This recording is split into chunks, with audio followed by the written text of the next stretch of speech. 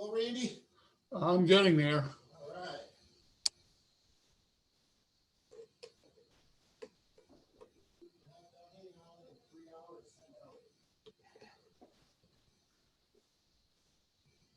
Oh yeah, we're not on video right now. So whenever you want to start video, you can hit the button down on the left. I have to rename you though, so people don't think you're Abby.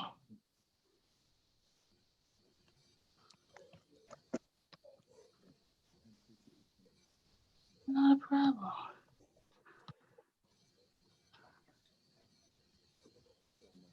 No, your camera's not on. So you have to like float down here to the bottom left when you're ready to start your video.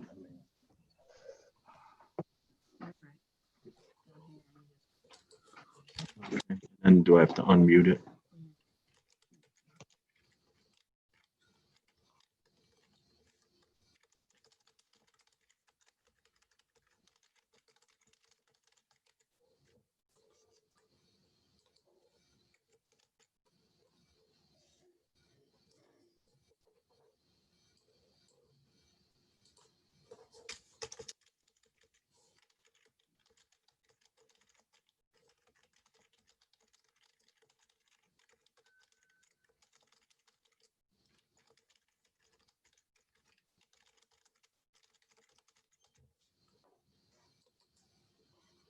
All right, Jody.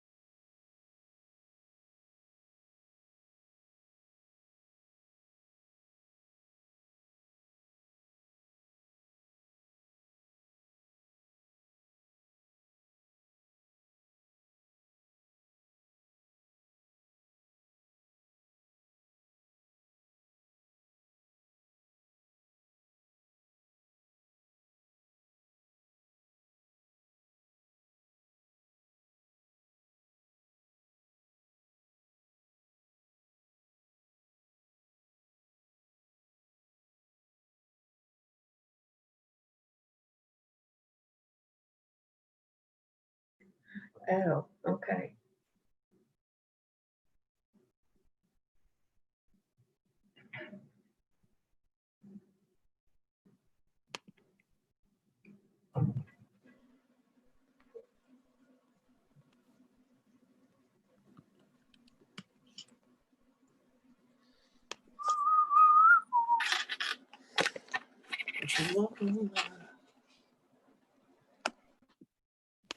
Morning, Mr. Lamb. Actually, I didn't. I just. Morning.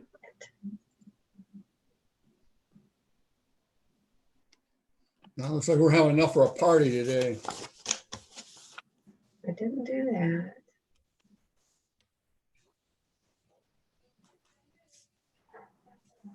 What did I do?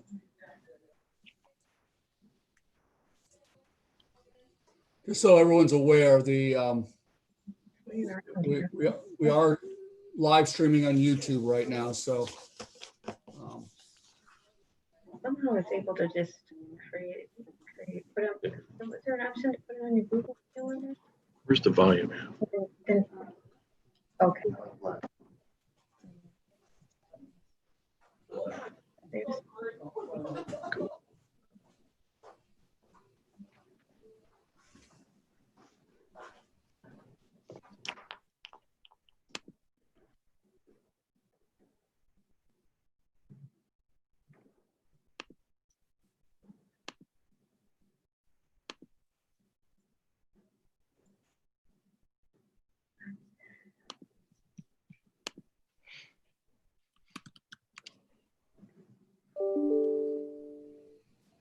Yeah, I'm actually in a Zoom.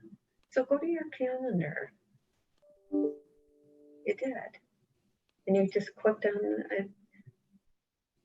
created it.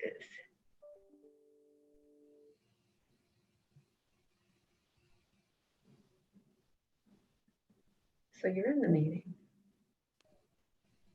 That's weird.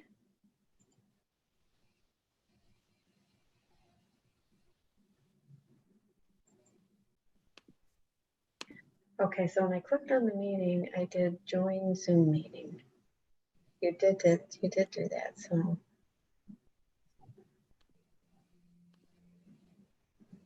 Yeah, that's all I did.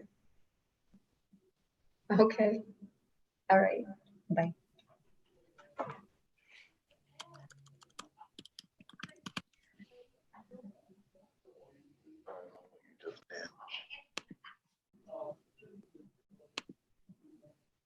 Jesus Christ. What are you doing? Got no stress on me.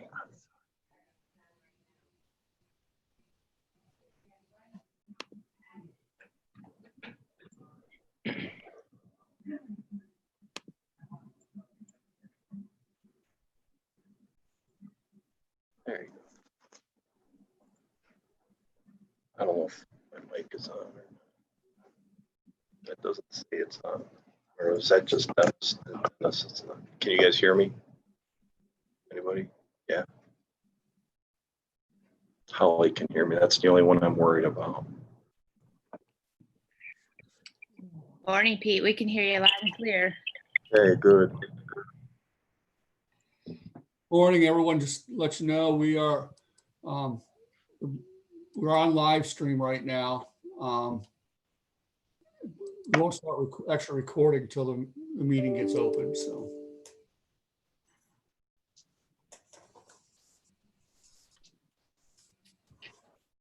Hi, Randy. Morning, how are we doing this morning? Great.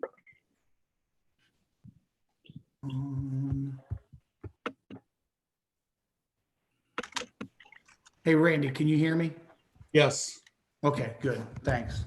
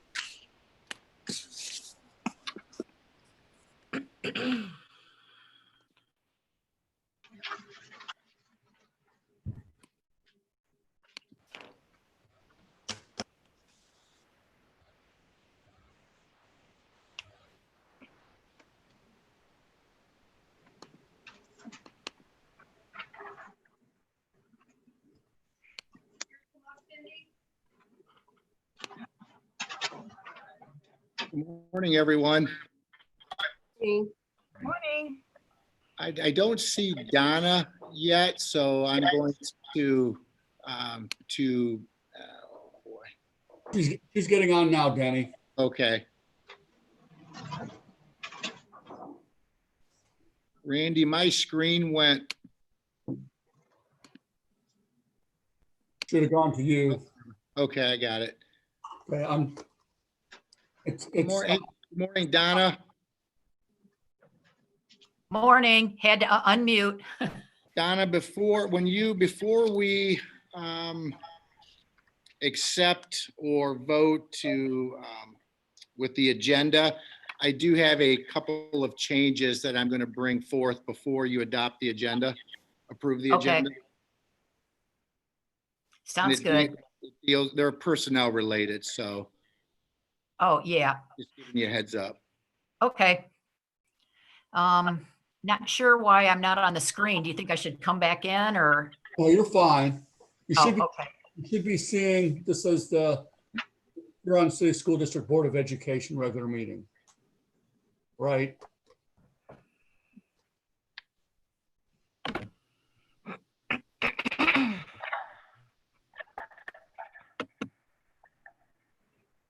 Oh, yes. Donnie, make sure your video is started. Hey, Brian. Hey Randy, how are you, bud? Happy Tuesday. Yep. Hey, we have, just so everyone knows, we are live streaming on YouTube right now. But once Mrs. Green opens the meeting, we'll start recording. We do have some special guests, so there's unfamiliar faces on there. Mr. Shade and Katie Rose from EPC, they will on for parts of the presentations and then probably will depart when we're done with them. So. Morning, everyone. Hi, Katie. How are you this morning? I'm great, Randy. How are you? Good. We will just hang tight. We got through some business, and you'll be like item 6 on the agenda. And Yeah, I pulled it up. I have it here, so. Okay. Randy, is Mr. Shade with us Zoom or is he on the YouTube? He's on Zoom with us. Okay. You should see him in your gallery. Good morning, Mr. Shade. How are you? Good morning. Fine. How are you? Great. Thank you for joining us today. My pleasure. Thank you.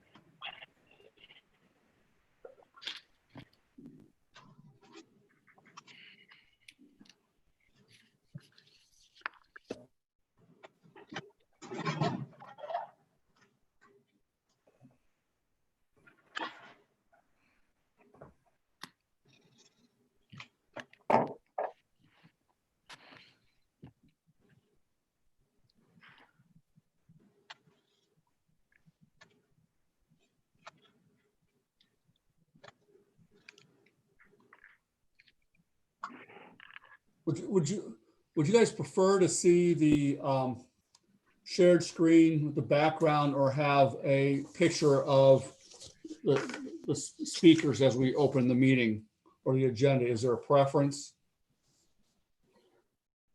I like the shared screen personally. Yes. Okay, so I'll leave this up and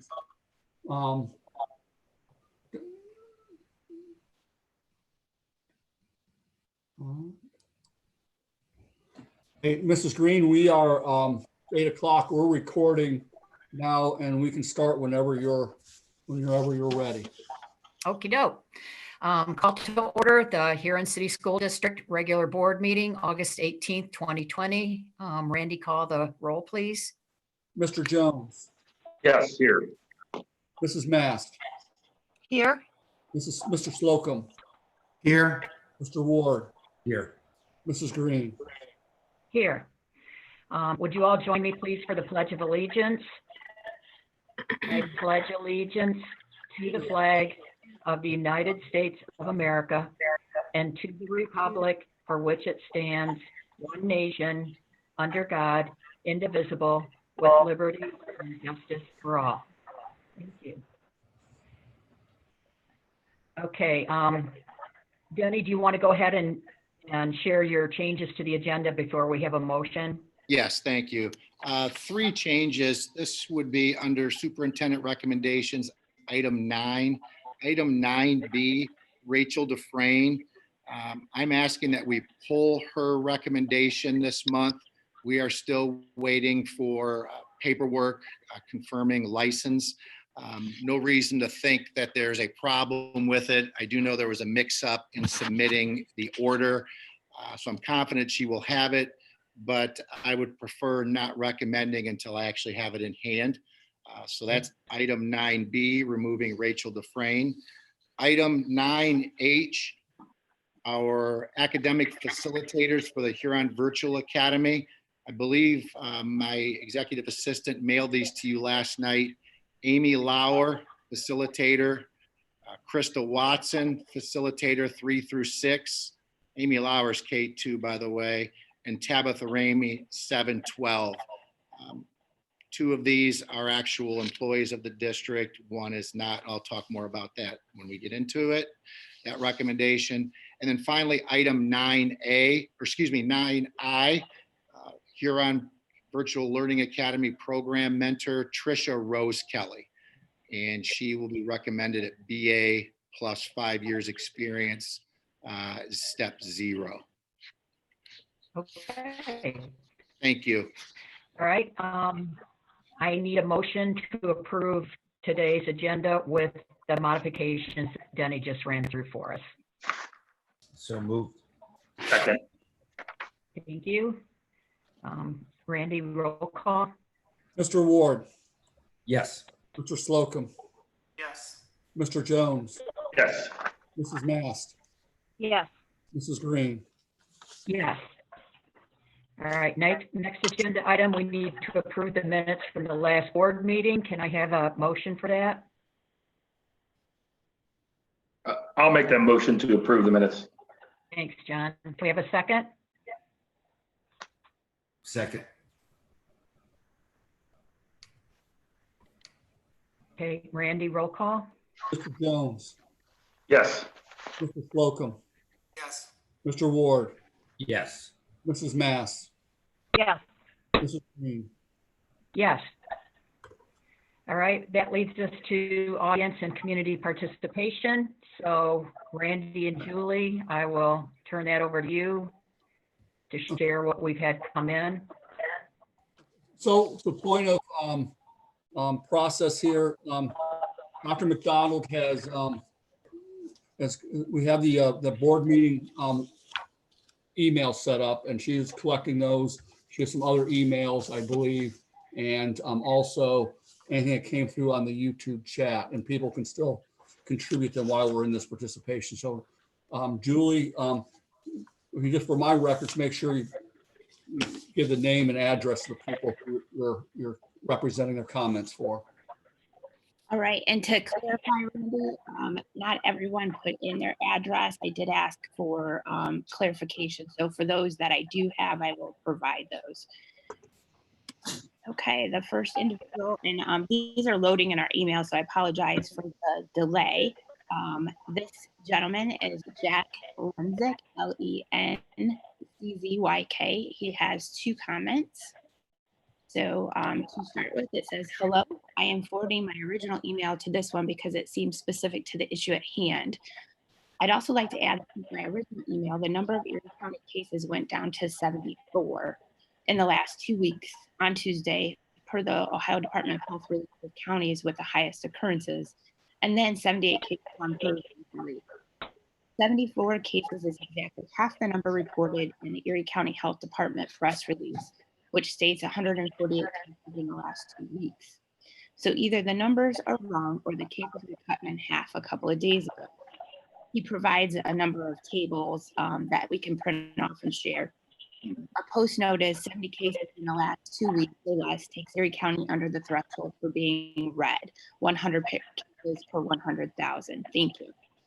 And oops, the original is to the email. It says, dear board, I am a parent with 3 children in Huron City schools. I'm also a math and science teacher at St. Mary Central Catholic School in Sandusky. I'm writing to you because I have several problems with the data analysis contained in the press release from the Erie County Health Department, and I want to make sure you're aware of all of them. I realize I'm not a health expert, but I'm analyzing scientific data for over 25 years. I do not think the analysis fits the recommendation for virtual learning, and I will detail my reason. I'll accept them or reject them, but I hope you take the time to read this. First, the press release letter starts by highlighting that we are at risk level 3 red county. However, the only reason Erie County is red is because of the high incidence threshold criterion that keeps red counties red until their cases drop below 100 cases per 100,000 people. In the last 3 weeks, Erie County has actually gone from 4 of the indicators used in the public health advisory system down to 3 and then to 2. I think that this is a definite trend that isn't mentioned in the press release. It's also important to point out that the high incidence threshold criterion did not exist before July 29th. Here's a snapshot of the data for Erie County for July 23rd. The full PDF is also attached at the end. On July 23rd, on July 23rd, Erie County was red because it met 4 of the 7 indicators. You can see that the criteria for being red is based strictly on how many indicators have been met. There is no high incidence threshold criterion. The next week, on July 30th, Erie County only had 3 of 7 indicators. So Erie County should have gone to orange. However, Ohio added the new criterion of the high incidence threshold, which made it more difficult for counties to go down to orange or yellow. In fact, out of 13 counties that were red on the July 30th report, 8 of them were only red because of this new criterion. In other words, under the original criteria, there would have only been 5 red counties in all of Ohio. To me, it is unscrupulous to suddenly add new criteria, especially when it didn't seem to be announced publicly. It just showed up in the description levels like this, and then the chart of the county levels are provided. Last Thursday, the most recent version of the Ohio Public Health Advisory Maps was released. Erie County currently only has 2 of 7 indicators, which seem to show a steady improvement. However, for the second week in a row, Erie County remained red because of the high incidence threshold that was invented on July 29th. Statewide, there are now 11 counties, but 8 of them are only red because of the high incidence threshold. So under the original criteria, there would only be 3 red counties in Ohio currently. It begs the question, why did the Ohio Department of Health change the criteria, and why didn't they announce or explain the change? Second, the press release says that during the past 14 days, 148 laboratory confirmed cases of COVID-19 have been identified in Erie County. However, the day before the press release, the Ohio Department of Health released a report on counties with the highest incident rate, and it showed Erie County with 81 cases in the last 2 weeks. Excerpt below with the full report at the end. How can the numbers be this drastically different? How do you know which ones are accurate? Third, the press release says 21% of Erie County cases are in those under the age of 30. However, if you look at the population distribution of Erie County, 33% of the population of Erie County is under 30. So their own data is actually pointing out that cases are disproportionately lower in this age group, not higher. The data in the press release actually contradicts the recommendation. The sources then are also provided. More importantly, why didn't the report use the 0 to 19-year-old age group? I mean, how many students are there in their 20s? This is the breakdown by age for today, August 9th for Erie County. Again, he's provided the graph that shows that with their source. The graph shows the 0 through 19 age group accounts for 6% of the total cases count, 36 for 575. This is despite the fact that it represents nearly 1/4 of the total population of Erie County at 22%. So if weighted for population demographics, the case count for the 0 through 9 age group would be massively lower than any other age groups. More importantly, 0 through 19-year-olds represent 0% of the deaths and 0% of the hospitalizations. I mean, can anyone honestly look at the age group data and conclude, wow, we really have a problem in our youngest age group? Were the numbers for the 20 to 29 age group included solely in order to increase the reported percentage and make it appear worse?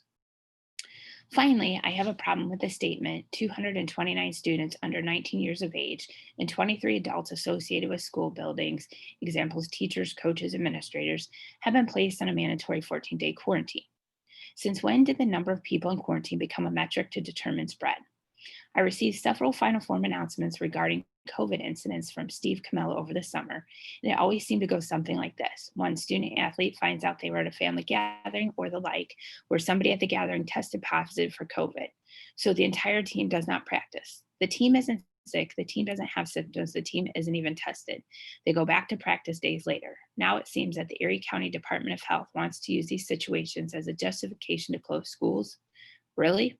I may be mistaken on the scenarios, but I do know that I have never seen the number of people in quarantine ever used before as a metric to determine spread. Is it because the established metrics of cases, hospitalization, and death for students under 19 years of age doesn't support the desired result? Taking it one step further, it says 229 students and 23 adults were quarantined, but how many incidences were there? Teams, notably football, can have 50 to 60 kids on a team and 5 or 6 coaches.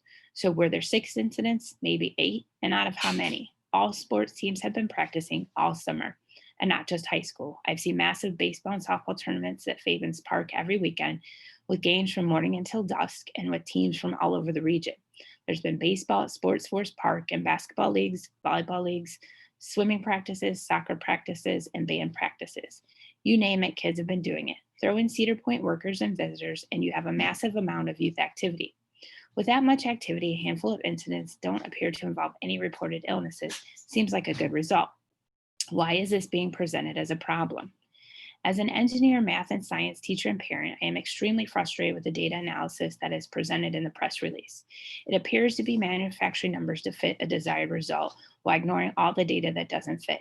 I am hopeful that Huron schools may also recognize this and reconsider going virtual learning exclusively. Thank you for your time. Sincerely, Jack Lenznick, Lenczzyk. And he's also included attachments at the bottom of his email. Okay.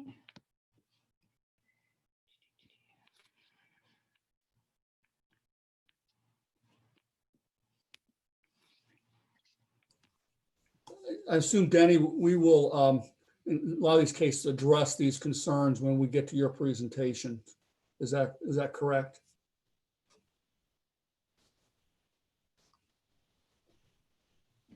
Denny, you're muted, so.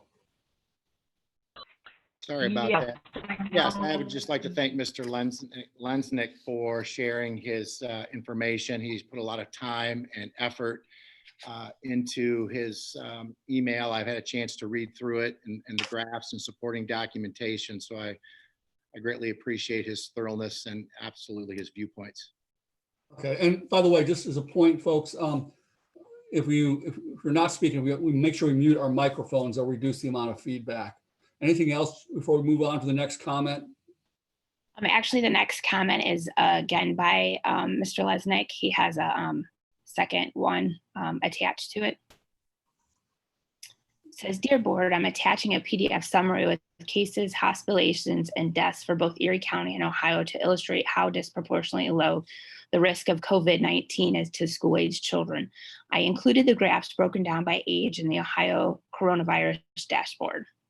In addition, I have broken the age groups at more logical points, 0 to 19, 20 to 39, 40 to 59, and 60 plus, so that the groups are equally weighted for population, approximately 25% each.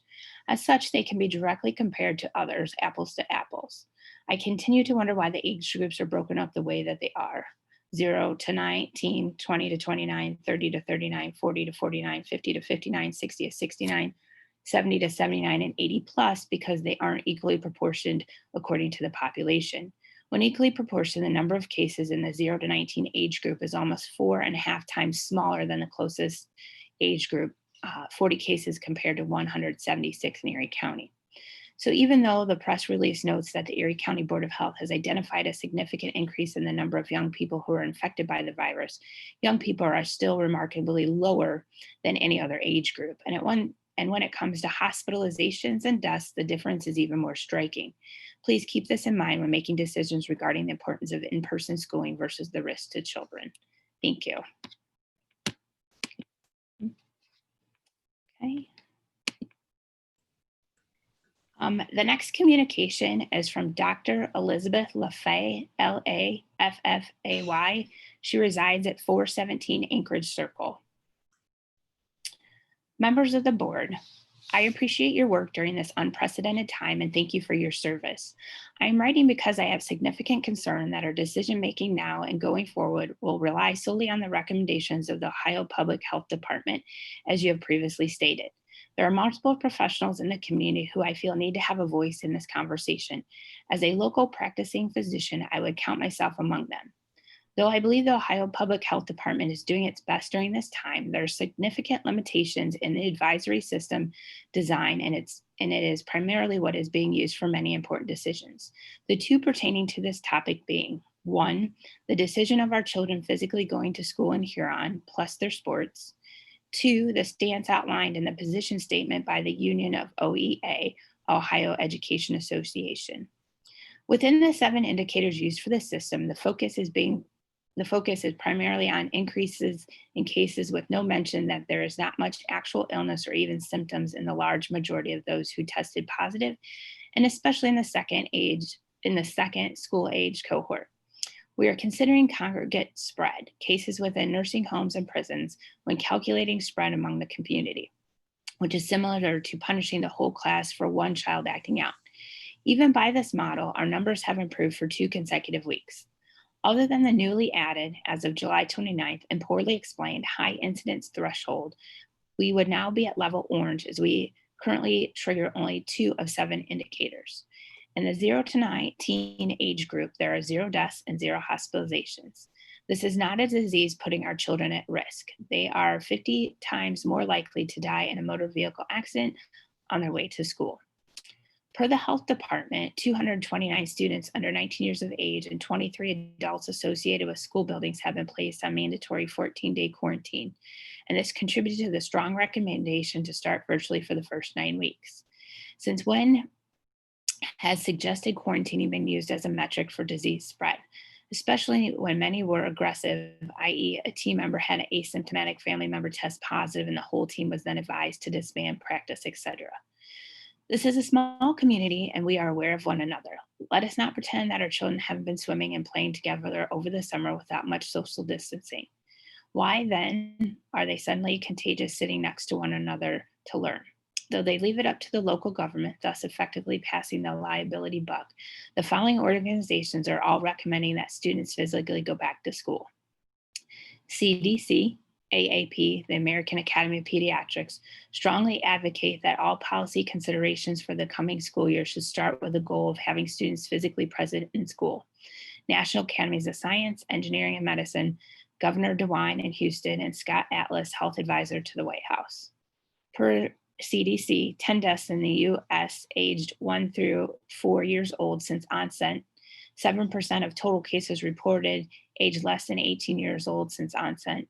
Total death rate in children is 0.4% less than the flu in the last 5 flu seasons. Pediatrics have accounted for 0.5 to 5.3% of total hospitalizations related to COVID. Public health policy should consider more than physical health. Suicide is the second leading cause of death in ages 10 to 24 years old. Rates have tripled in 10 to 14-year-old population nationally since COVID isolation began. They have increased 76% in older teens. There's increased opioid use and mortality, increased child physical, sexual, and emotional abuse cases seen, child abuse reporting down 25% nationally because children are not around other adults to report, worsening mental disorders such as anxiety and depression, economic decline, malnutrition and decreased food sourcing, regression or lack of development that cannot be regained, worse for those with disabilities who should be receiving IEPs and therapies. Studies show pre-K interval time for play and learning with loss of developmental brain cells if not developed, bilateral brain development needed during that time period that will affect for lifetime. Isolation leads to increased motor, sensory, and cognitive decline, struggle with control of emotions, and decreased lifetime academic performance, decreased physical activity and increased obesity, increased promiscuity, lower self-esteem, increase in PTSD. Teachers, just as medical professionals, Meijer employees, and many other workers have been considered essential through this. You are no less essential. The youth of America are depending on you to be able to do your job. Some of you may be fearful. However, let's look at some data pertaining to this from real life scenarios in schools, as opposed to the recent deluge of faulty studies supported by shaky science regarding children and risk that have actually occurred. Austria, children are not a major factor in dissemination of COVID virus. In Austria, according to the Agency for Health and Food Safety, AGES, schools have so far not played a major role in the spread of coronavirus. Of 541 cluster outbreaks, only 3 were associated with school setting. The feared increase in cases has not yet occurred. To date, we have not registered any super spreading events in schools or kindergartens, says Schmidt. The AGES data refer to the phase before the lockdown and up to the stage in which the easing steps took place. COV cluster analysis, June 22nd, 2020. England, school closures a mistake as no teachers infected in classroom. Scientists have yet to find a single case of teacher catching coronavirus from a pupil anywhere in the world, a leading epidemiologist said.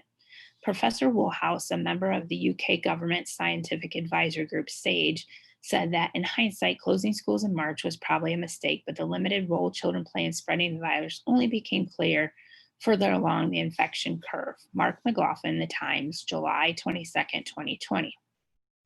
Finland, Sweden. COVID-19 in school children, a comparison study between Finland and Sweden. Conclusions. Closing of schools has no measurable effect on the number of cases of COVID-19 among children. Children are not a major risk group of COVID-19 disease and seem to play a less important role from the transmission point of view, although more active surveillance and special studies such as school and household transmission studies are warranted. The negative effect of the negative effect of closing schools must be weighed against the possible positive indirect effects it might have on the mitigation of the COVID-19 pandemic. Germany, anti-SARS-CoV-2 IgG antibodies in adolescent students and their teachers in Saxony, Germany. School COVID-19, very low seroprevalence and transmission rates. Japan, was school closure effective in mitigating coronavirus disease 2019? Discussion. School closure carried out in Japan did not show any mitigating effect on the transmission of novel coronavirus infection. Australia. Transmission of SARS-CoV-2 in Australian educational settings. A prospective cohort study. Our results show that where effective case contact testing and epidemic control strategies exist for the population, children and teachers did not contribute significantly to COVID-19 transmission via attendance in educational settings. The Lancet. Switzerland, COVID-19 in children and the dynamics of infection in families. In 79% of households, greater than or equal to one adult family member was suspected or confirmed for COVID-19 before symptom onset in the study child, confirming that children are infected mainly inside familiar clusters. In only 8% of households did a child develop symptoms before any other HHC, household contact, gateway, AAP. Switzerland, COVID-19 transmission in children, child is not to blame. Pediatrics, August 2020. Greece, transmission dynamics of SARS-CoV-2 within families with children in Greece, a study of 23 clusters. Conclusions, while children become infected by SARS-CoV-2, they do not appear to transmit infections to others. Furthermore, children with more frequently have an asymptomatic or mild course compared to adults. America, kids aren't big COVID-19 spreaders, really. New York Times.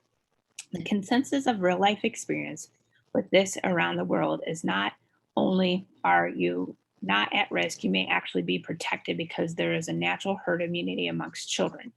They don't appear to be transmitting it in real life scenarios in real life schools. However, if you're a teacher over the age 65 and with comorbidities or otherwise immune compromised, you may want to consider taking a leave, not from children, but from your fellow staff members.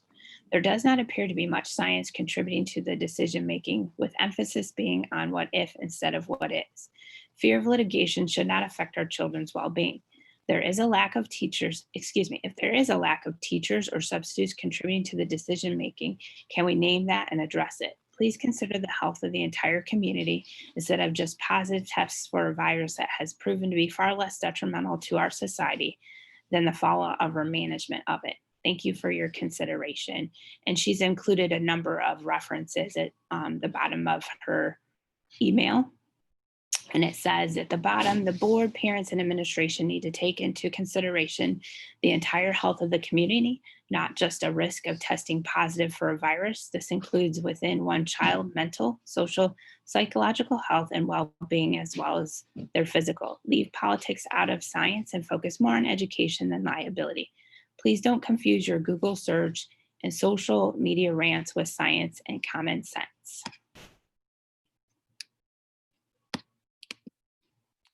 Okay.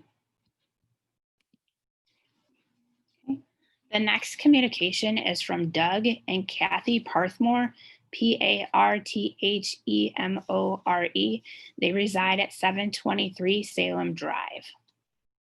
Mr. Muratori and board members, we are the grandparents of a Huron second grader. Our grandson needs to be physically in school.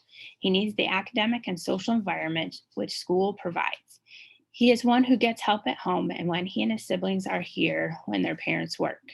This is not what we want for him and his friends. There is no way being physically out of school is academically or emotionally good for him. He loves going to school and does well there.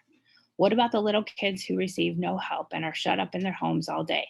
School is a safe haven for these children who get a good meal, a good education, and who get a break from parents who might be less than ideal. Just because Erie County is in the red doesn't mean quarantining these little children is the answer. Why would we quarantine a group who has a very low risk factor? Without the Ohio Veterans Home and other nursing homes in our county, we would probably be rated as having low numbers of positive tests. Please allow our children to return to school.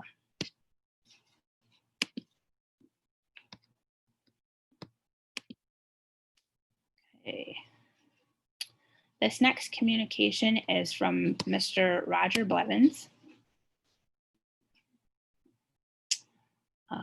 Blevins, Blevins, to the Huron City School Board of Education. I would like to begin by identifying myself. I'm Roger Blevins, and I have been a science teacher for 24 years, 21 of which have been for the Huron City School District. When Roger Barnes offered me a new position teaching science, I remember him saying, "Welcome to the Huron family." And I can honestly say that I am still just as excited and proud to serve the community of Huron as a science teacher as I was on that day. Huron is home. I'd also like to say thank you to I'd also like to say thank you to each of you for your service to the students of our community. Though really important, the work that a board member does is often underappreciated. Never has your work and input been more important, however. The novel coronavirus has really tested everyone in our nation. All across America and Ohio, communities are facing many challenges associated with this pandemic. Huron is not unique in the challenges we face when it comes to providing our children with an education while keeping them and our community members safe. Despite the negativity we see on social media, however, I feel optimistic that our community can successfully navigate the challenges ahead. We are Huron strong. In my interview with Dr. Barnes so many years ago, I emphasized the fact that I teach children, not science, meaning that the emphasis for me has always been in helping children or teens grow to love to learn, develop the skills for success in life, and to learn to be the director of their lives by encouraging them to develop their own goals and passions. I want students to leave my classroom hungry for knowledge and excited about the future. For me, I feel I best accomplish this by sharing my own love of science with students while providing concrete strategies to be successful both in and out of school. It has always been my hope and intent that when students leave my classroom, they feel they've gained so much more than just knowledge and science. Coaching athletes as our high school cross country coach has simply been an extension of my classroom. I've always tried to use my passion for cross country to teach student athletes much more than simply how to be faster runners. It is my intent that the kids in our cross country program gain confidence, learn the value of setting goals, develop grit and perseverance, and so much more. Although I'm partial to cross country, the benefits that our student athletes gain across all of our athletic programs are similar. Among the many decisions you have the responsibility to make will undoubtedly be whether to permit athletics to continue. This decision is not simply about having or not having sports. These programs offer real, concrete opportunities for our student athletes to gain critical skills and attributes necessary to succeed in life. In short, they're extensions of our classroom, offering powerful learning opportunities to our children. In addition, I'll remind you that parents have the choice to allow their children to participate. I'm sure you've recognized that no matter the decisions you make regarding school or athletics, you are in a no-win situation. Sadly, some people will be angry and judgmental no matter what you decide. So as a teacher, coach, and a parent of children in the district, I would ask you to do what's best for our kids. In my opinion, this is allowing any sport that can be accomplished safely to move forward with their season. Our students have lost so much. I'm begging you not to take something we know to be incredibly beneficial away from our children because of some angry voices in our community. If the experts have indicated that we can do high school athletics safely, let's allow our student athletes to continue training, competing, and learning. Thank you for your time. Roger Blevins, high school science teacher, varsity cross country coach.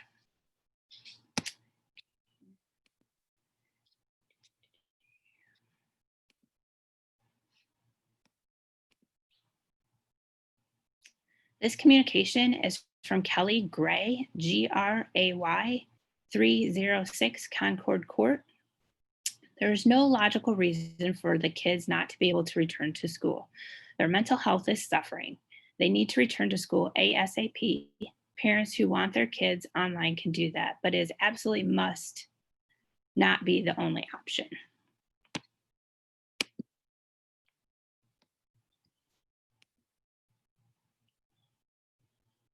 Okay, this communication is from Corey Shiplett, Shiplett. Hello, I would like to know how the district is planning on meeting requirements of IEPs and what is going to be offered for the kids who need the structure of the school day in order to learn how to become successful students with problem solving and making social emotional decisions.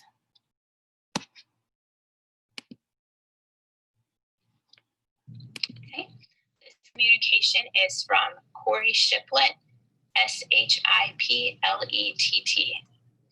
Hello, I would like to know how the district is planning on meeting requirements of IEPs and what is going to be offered for the kids who need the structure of the school day. Apologize for that. We had a microphone that was unmuted, but they've been muted. So Julie, go ahead and continue. Okay. This is from Jamie Camp, CAMP. The residence is 1413 Maple Avenue. I would like to voice my concern for the kids doing 100% virtual learning. I don't feel like this is the best option. I was fine with the hybrid 2-day original plan. I feel like this is a huge letdown to our children. The percentages are so low for the under 19 age group. Mentally and socially, I am worried for our kids. I feel as a parent, I am speaking on behalf of my girls. They want to be in school and play sports. I will be willing to sign a waiver taking responsibility if my child would get COVID. They need face-to-face interaction with our great teachers. Please reconsider. Thank you, Jamie Camp. Okay.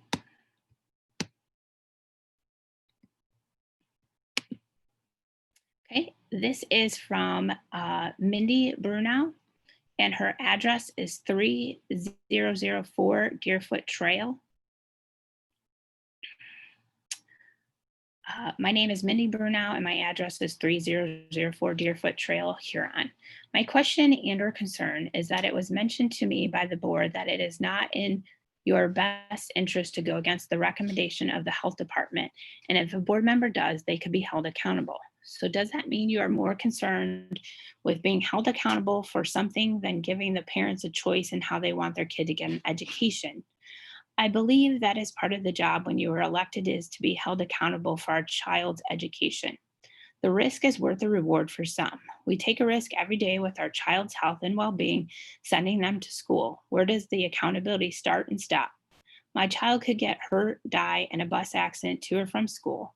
They could fall at playground and break a bone. They could slip on ice or fall in gym and get a concussion. And the worst, someone could come into the school and harm them. And what about when my kid is sent home because they have the regular flu? That is all okay, but when it comes to this, you don't want to be accountable. What is the difference? If it is still a physical thing, that could happen. We risk our kids in sports too, but as parents, that is our choice, not yours. You are taking away that choice for parents. It's just not a physical part that is important. The mental health and education is just as important.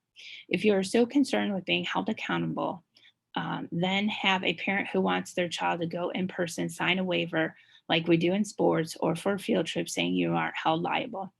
I am sure parents would sign it just like they do for sports because it is a decision that we as parents make for our child and we know what is best for them.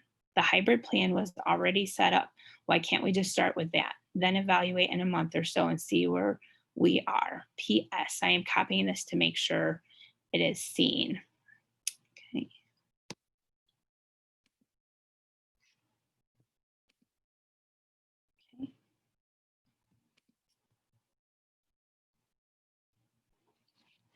Okay. This is from Dawn Holer, Hohler, and the residence is 407 Ohio Street. Mr. Murray and members of the Huron City excuse me, Mr. Muratori and members of the Huron City Schools Board of Education. This is in regards to your decision on a safe start to return to school remotely. I have previously sent this to all board members, but would like to reiterate my points and add some information. This is a recommendation, not a mandate. I truly appreciate the team effort put in this summer by the administrators to plan every detail for the students to return safely. It is also perfect for anyone that is uncomfortable with this decision to choose the online option. The American Academy of Pediatrics stands by the recommendation that students needs to be in the classroom for social emotional learning. Isn't this the same curriculum adopted by Huron City Schools last year? The teachers received in-services and trainings to implement this wonderful program. Our beautiful town suffered multiple tragedies in the year 2019, and this was a great effort to reach our students and address the best ways for them to learn and thrive. My husband and I graduated from Huron and currently have two sons attending school, 7th and 10th grade. Our other son graduated in 2017. We are deeply committed to education and athletics in our schools. I am not immune to the seriousness of the virus. I'm a registered nurse that has worked in the COVID unit at our local hospital. I received situation reports the past 2 weeks that state our numbers are stabilizing and things are headed in the right direction. I also work with immunocompromised patients in a local physician office. Our youth are not at high risk of this virus. There are 12,000 students and approximately 4,000 teachers and staff in Erie County. If 215 of them have tested positive, that is 1% of the school-related population. In the medical field, we weigh risk versus benefit. Although they may asymptomatically carry it, just like anyone else, I feel strongly it is the responsibility of the person at risk to safely isolate at home. What I have seen is mental health disorders increase in our youth. As my husband is a high school science teacher and the head football coach of the Huron Tigers, we deal with the uncertainty of our sport this season. The attendance at practices and camps, which have been approved by OHSAA, has been off the charts. These athletes are begging for some type of normalcy in their lives. What I can tell you is that football offers discipline, teamwork, leadership, and community service, all the qualities you would want in our future leaders. The football alumni are always welcome to return to the program where they want to offer or receive support. These players return to the weight room and practice at the end of May. Out of approximately 60 varsity players in grades 10 through 12 and another 60 players in grades 7 through 9, we have 0 confirmed cases of COVID. We are masking, cleaning, and distancing and health monitoring every day. I'm not saying we won't have cases, but these numbers sound promising to me. The number of COVID deaths in Ohio for ages 0 to 20 is 2. Suicides in Ohio in the year of 2019 is 271. The leading cause of suicidal ideation in teens is a sense of social isolation. Remote learning causes social isolation. There are so many at-risk students that need to be in school. One student told my husband last year before the quarantine last spring that he was upset not to be in school because teachers are the only ones who ever speak to him. No one at home speaks to him. I personally know a family that lost their 12-year-old daughter to suicide in April. The risk is great. The county health department is focused on physical health and the spread of disease only. It is our job as parents and educators to manage the overall health of our children, physical and mental. We as a community are asking to be heard and have a voice in the decision to return to school. Hybrid is the best decision for a safe start along with an online option. Let's do what is best for these students and our community. Let them return to classroom learning. Sincerely, Dawn Holer.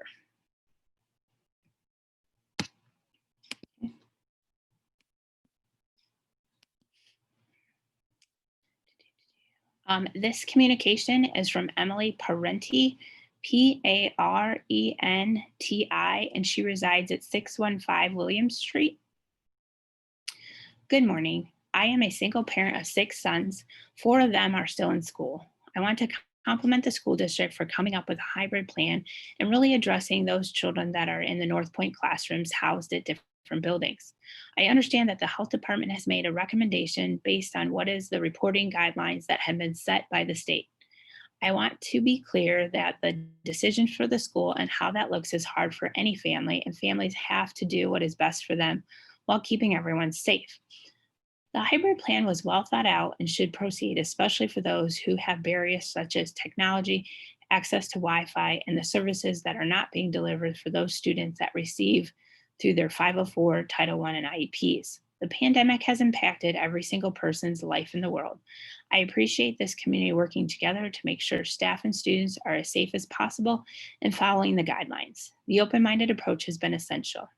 An example would be that one of my sons has had a challenge with face mask, but making an adaptation for his wheelchair tray to have a protective shield has been discussed. I want considerations such as services in the least restrictive environment for students safely. That will not be completely virtual, and there needs to be consistency and to be kept informed. Thank you for reading, and I appreciate your time and your hard work. Okay.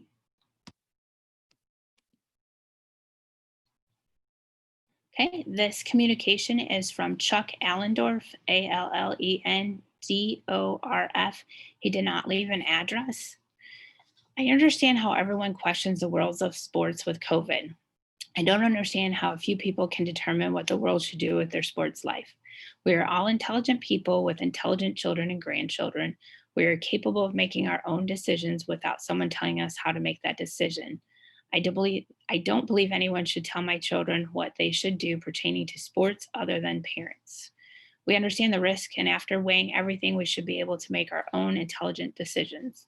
Parents do not want their children to participate in sports and don't allow it, but don't tell me my children can't participate. Looking at the numbers and what the CDC says is low risk for our children to attend school and participate in sports. These students have been very good at following procedures and have proven that by the lack of COVID cases in our school district. Let our children play sports. On another note, I hope the district has discontinued open enrollment, which could allow COVID from other not so careful districts bring COVID into our district. That's signed by Mr. Chuck Allendorf. So this concludes the messages that were left in the inbox for the board meeting. We do have one comment on the YouTube channel.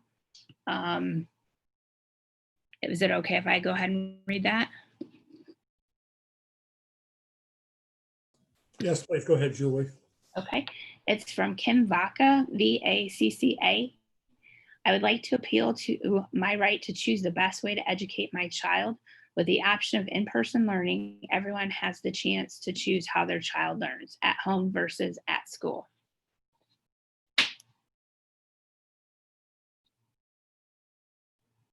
All right, Julie, can you give me hard copies of the ones you have, and we'll enter them in the record, and I appreciate that. Danny, I assume when we get to your report, we can address those concerns. And is that correct? Some of those, absolutely. Board members, do you have any thoughts or questions on what was shared? Would you rather I start with under my report, and I will be able to address some of those questions? Some of the questions on the deluge of data that was shared with us, I have no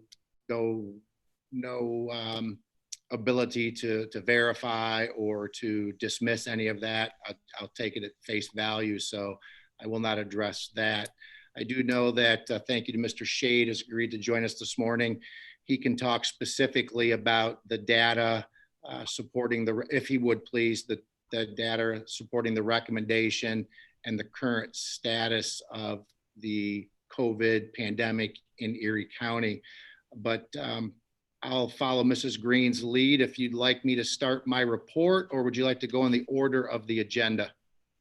Well, we have Let's Kate. go ahead.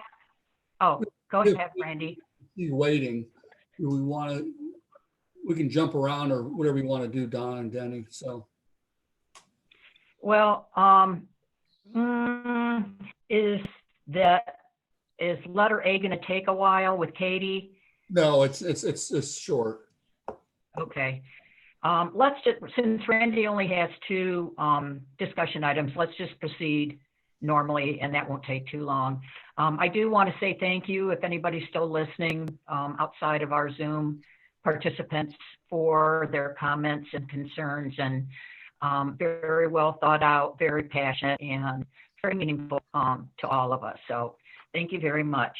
Okay, Randy, let's just get your discussion items quick.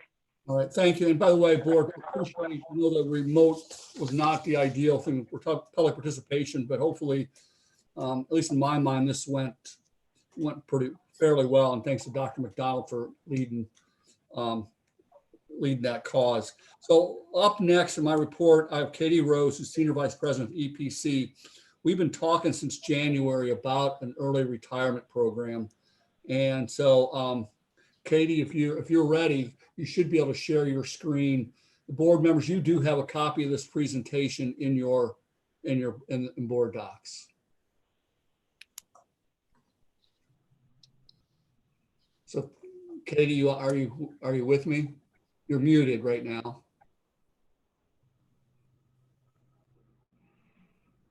All right, I'm unmuted now.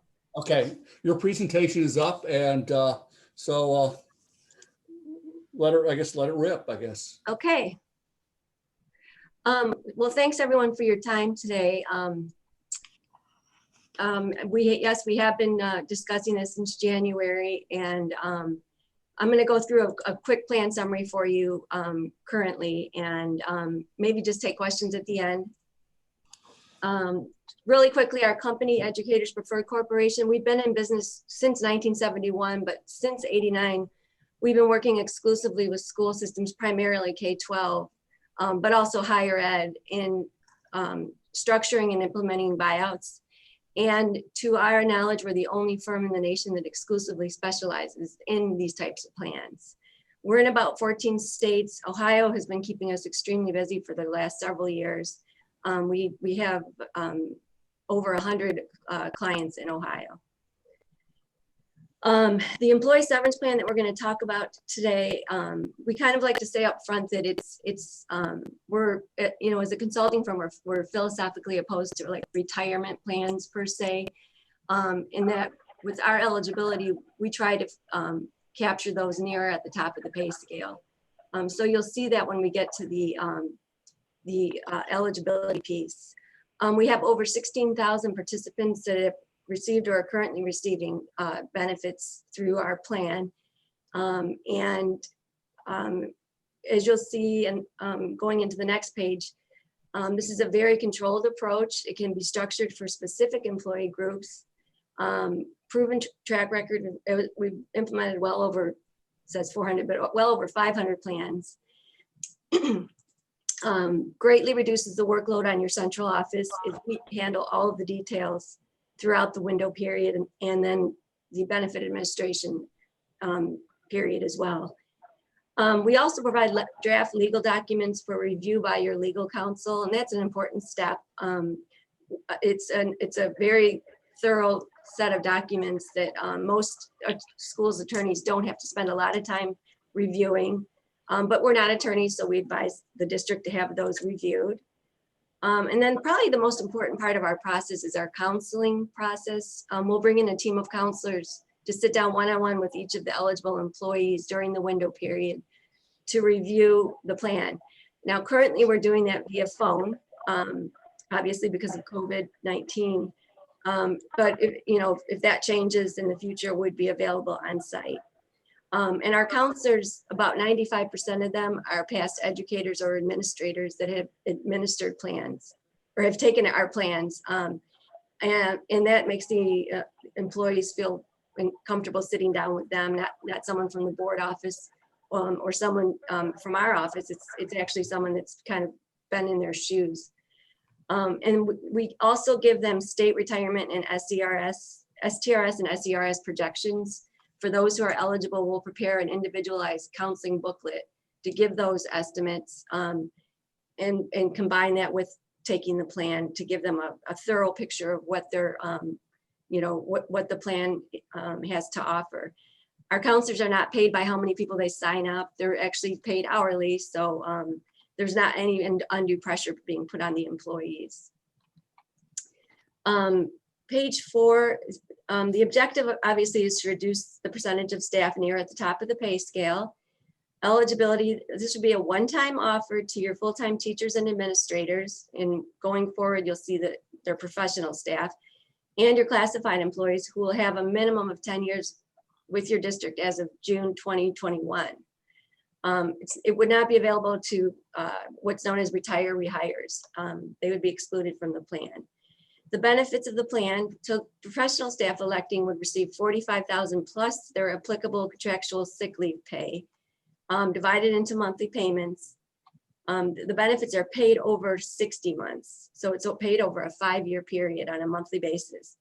The classified staff would receive 100% of the 2021 base salary, however, not to exceed $20,000, plus their applicable sick leave pay. And again, this is paid into a post-employment 403B account. By law, the employer would have to select a provider that's on your board-approved list of vendors. So we provide that in their enrollment package. The reason we include the contractual severance pay is in Ohio, especially sick leave or severance pay is quite substantial. So to have it, if you were having to pay that up front for all of the employees electing the plan, it would really have a negative effect on the cash flow or the savings in the first year. So we include it in the benefit. So it's paid over 60 months. And then the district will pay for the plan in 1, 2, or 3 annual installments. Window period, just really quickly, by law, they have to have a minimum of 45 days. So for example, your window period could be September through November. Exit date is June 2021.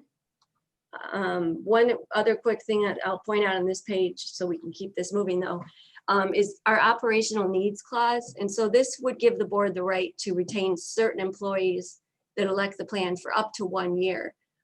So like, for example, if you had 4 special education teachers that wanted to take it and you felt like you needed more time to find the quality replacements, you could retain 1, 2, 3, or all 4 of those positions.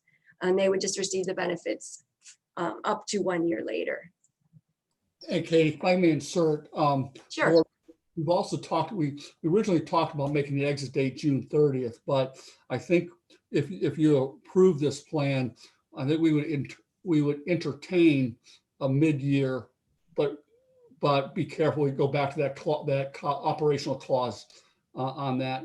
If we entertain a mid-year, we would still be looking at whether or not we can replace the person with qualified. I don't want to put the principals in undue bind if we have certified staff who'd like to retire earlier. But we do want to entertain that if that's a possibility. Yeah.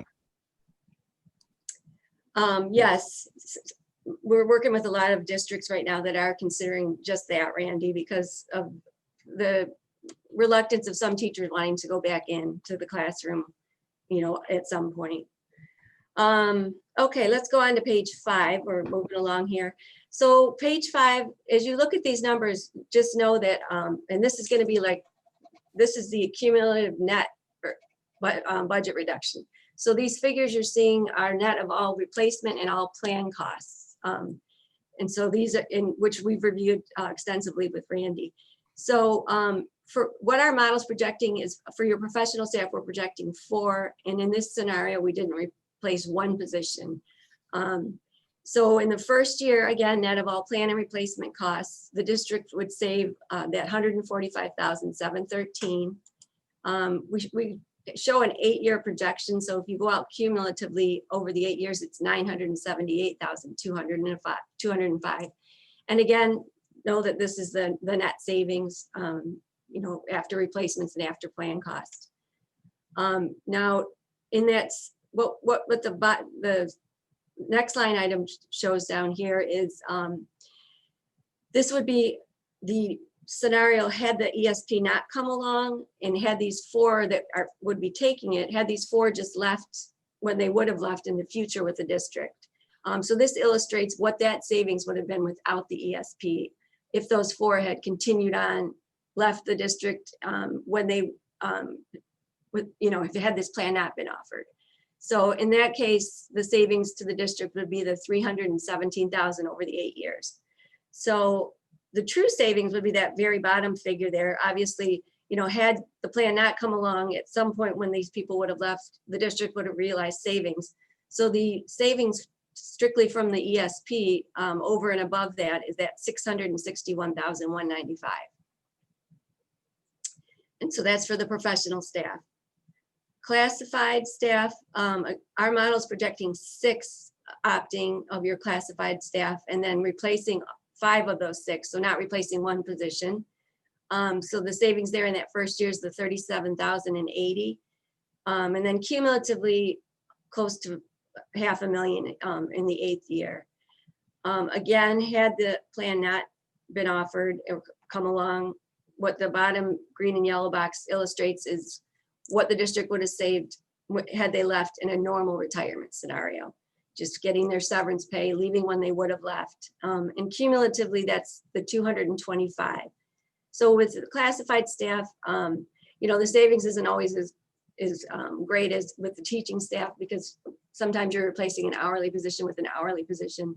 But the overall savings above a normal retirement scenario is that 271,823 for the classified. So then finally on page 7 is the total summary of the savings to the district with both groups combined. So with 4 professional staff and 6 classified staff, we have a total of 10 opting. So in that first year, the savings is approximately 183,000. And then cumulatively over the 8 years with both groups, that 1.4 million in the 8th year. And again, you know, these replacement scenarios, we can run other ones for the district as well. I know sometimes it's hard to say, well, we don't know until we know the position's leaving. We have a lot of clients that are actually pleasantly surprised when they're able to even replace less than the model's illustrating. And then one last thing I'll say is, once the plan is implemented, we come back and do what we call a post summary of the plan, which at that point we'll know where the district replaced, you know, which positions have gone out. And we have a very good track record in ascertaining or estimating the number that are taking the plan. And I have a report, I might have already sent it to you, Randy, but that lists a good deal of our clients on what we projected and then what we actually got. So I'd be happy if I haven't already to provide that to you as well. So I'm going to open it to questions now, I believe. And one of the reasons I called Katie is because of referrals by other school districts that have used her. And I can tell you, based on the information, their estimates seem to be run pretty good based on past history. And we put this out there without the details of the staff, and there seems to be a lot of interest.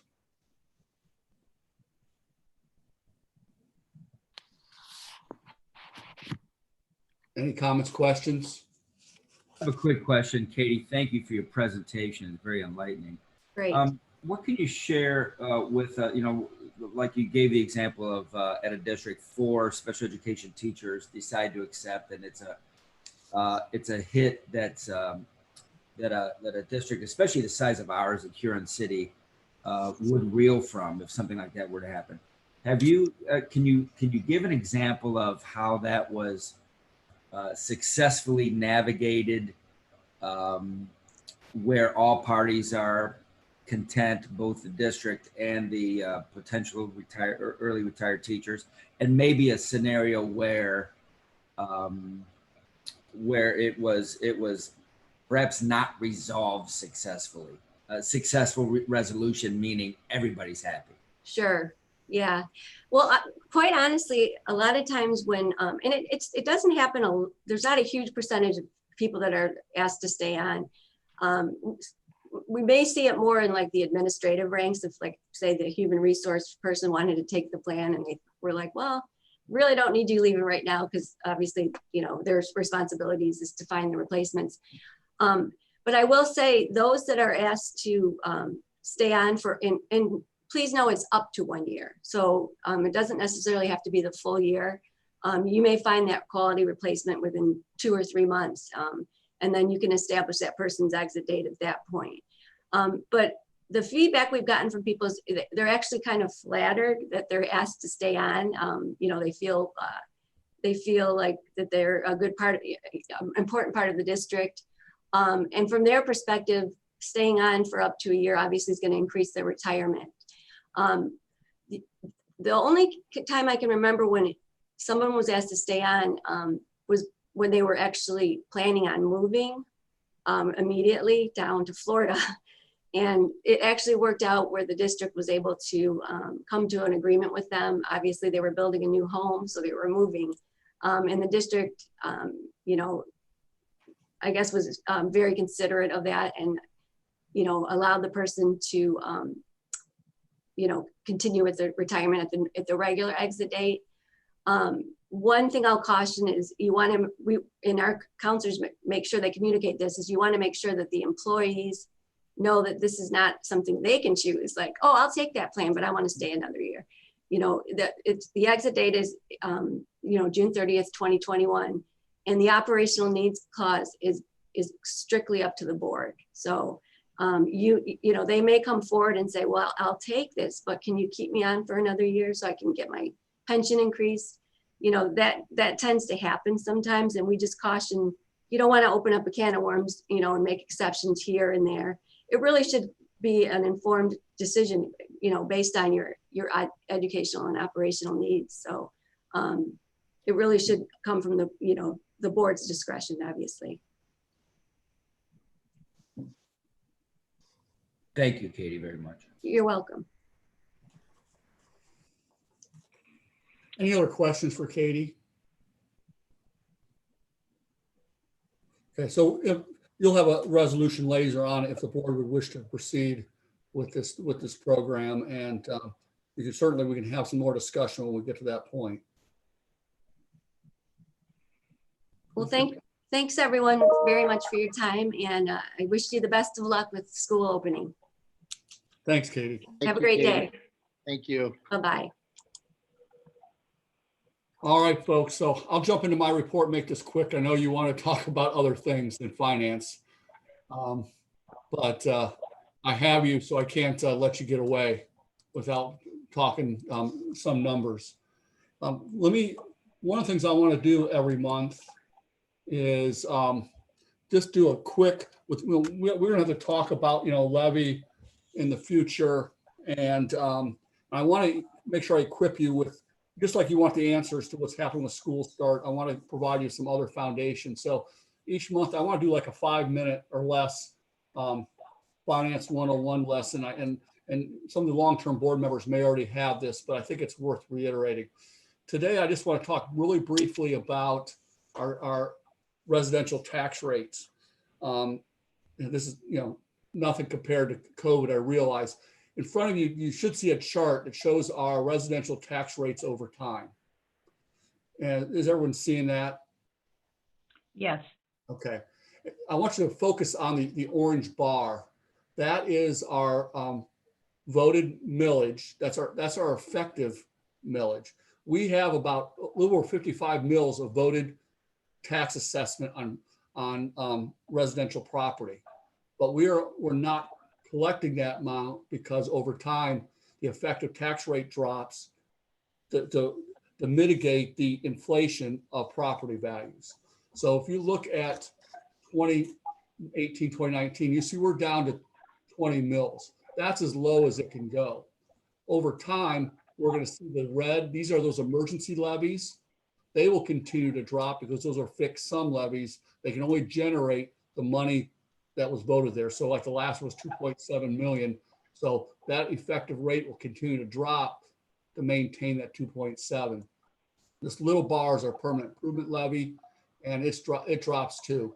What I want to focus on is this orange, because that's our current expenses. That's our big dollar. So being at the 20 mil floor has a benefit in that now we can get some value when property values go up. We will see some increases in tax revenue because the effective rate cannot drop below 20 mils. So let me just show you what that means, what the impact of 20 mil floor is. So these scenarios, by the way, are round numbers. They're in the ballpark of where we are. So I just picked round numbers for the illustration purposes. Let's assume our residential valuation is at $300 million. Our effective millage is at 25 mils. That would give us total tax is of 7.5 million.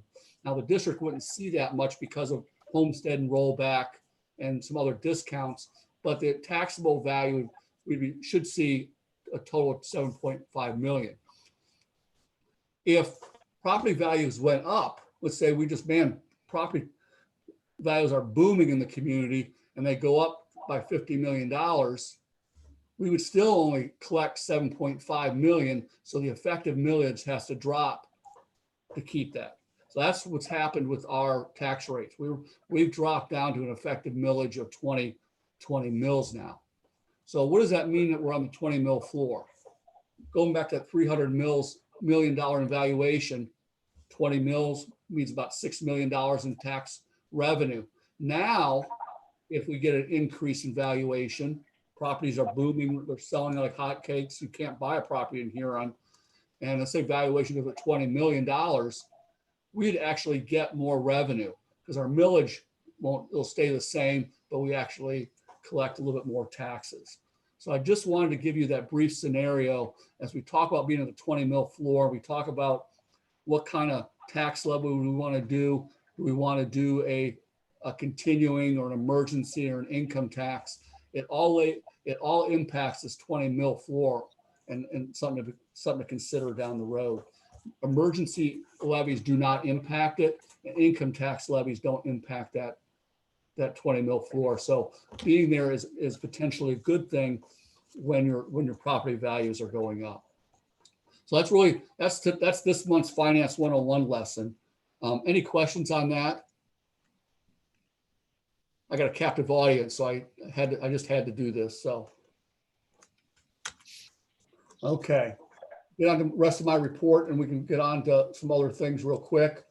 I wanted to highlight a couple things. You should see up on your screen a summary after our first month of the fiscal year of revenue and expenses.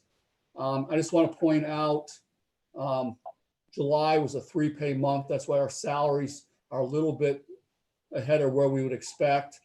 And you see our revenue, we got a tax advance of $3 million. So we got one more tax check for the first half, well, it's actually second half of last year, and we'll have half our tax revenue in by the end of August. So it doesn't tell you a whole lot.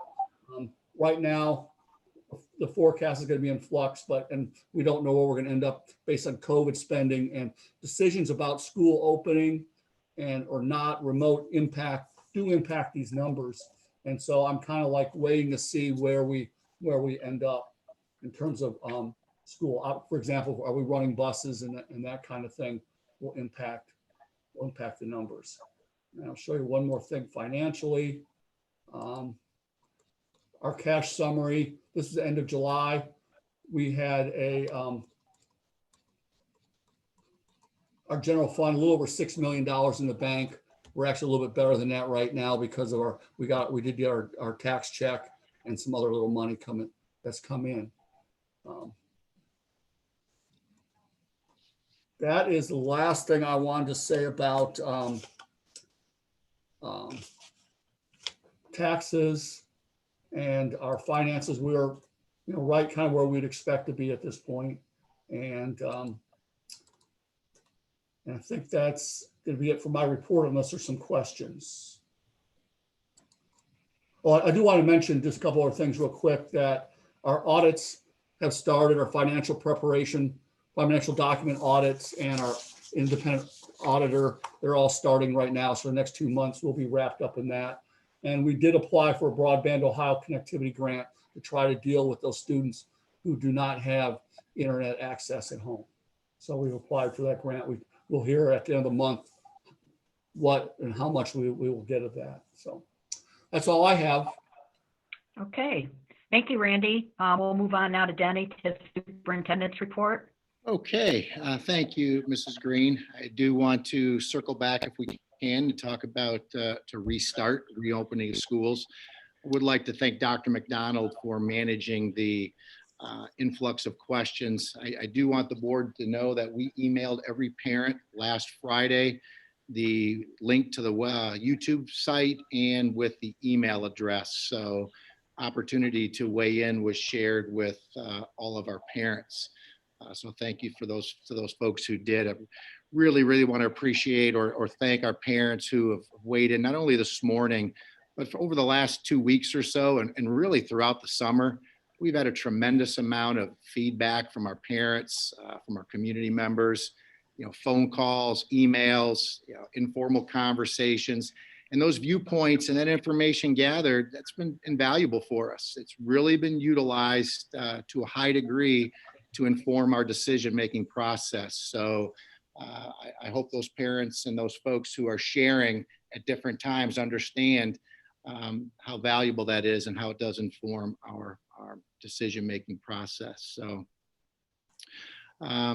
also really quick, I think it goes without saying, but we have to acknowledge that after today's discussion regarding the reopening of schools, I mean, it's pretty obvious that not everyone's going to be happy. We know that, and that's to be understood. There are strong emotions associated with this topic, as there should be. There are kids. So I would be disappointed if there was not the level of emotion tied to this topic. I'd also like to thank Mr. Shade for joining us. Mr. Shade, thank you for your patience this morning. I know that you have one or two things on your plate right now. So thank you for taking the time to engage the Huron Board of Education. That's much appreciated. And again, before I begin, I need to go on the record as well, because I am a parent of 3 children in this school district. I'm a professional educator with almost 30 years in public education, and I want kids in school, period. They need to be in school. That's what we want. That's what we know is best for our kids. But we also understand that it's not as simple as what we want at this point in time. It's not as simple as that. So as an advisor to the board, someone who's responsible for implementing the policy that you set as a Board of Education, I cannot present to you today that we would be following our initial plan, and that's the hybrid plan. While our initial plan that we talked about during the July board meeting and then through 2 virtual community forums, our hybrid plan is a good plan. Our administrators, our teachers, our support staff, our parents weighed in on that plan, and it's a very sound plan. But again, as an advisor to the board, I do not have the medical background. I do not have the training. I do not have the experience in managing an infectious disease outbreak. I don't have that training or skill to allow me the expertise to ignore the recommendation from the local health board. As a district, since the outbreak has occurred, we committed and we communicated on a regular basis that we'd follow the guidance and recommendation of the health experts, those who have been tasked with managing a global pandemic. We've done that consistently with every decision that we've made along the process. So with that said, unless the board directs the administration team through board action, which you can do, to do something different, the district will proceed with following the recommendation of the local health board and opening the school following a remote model.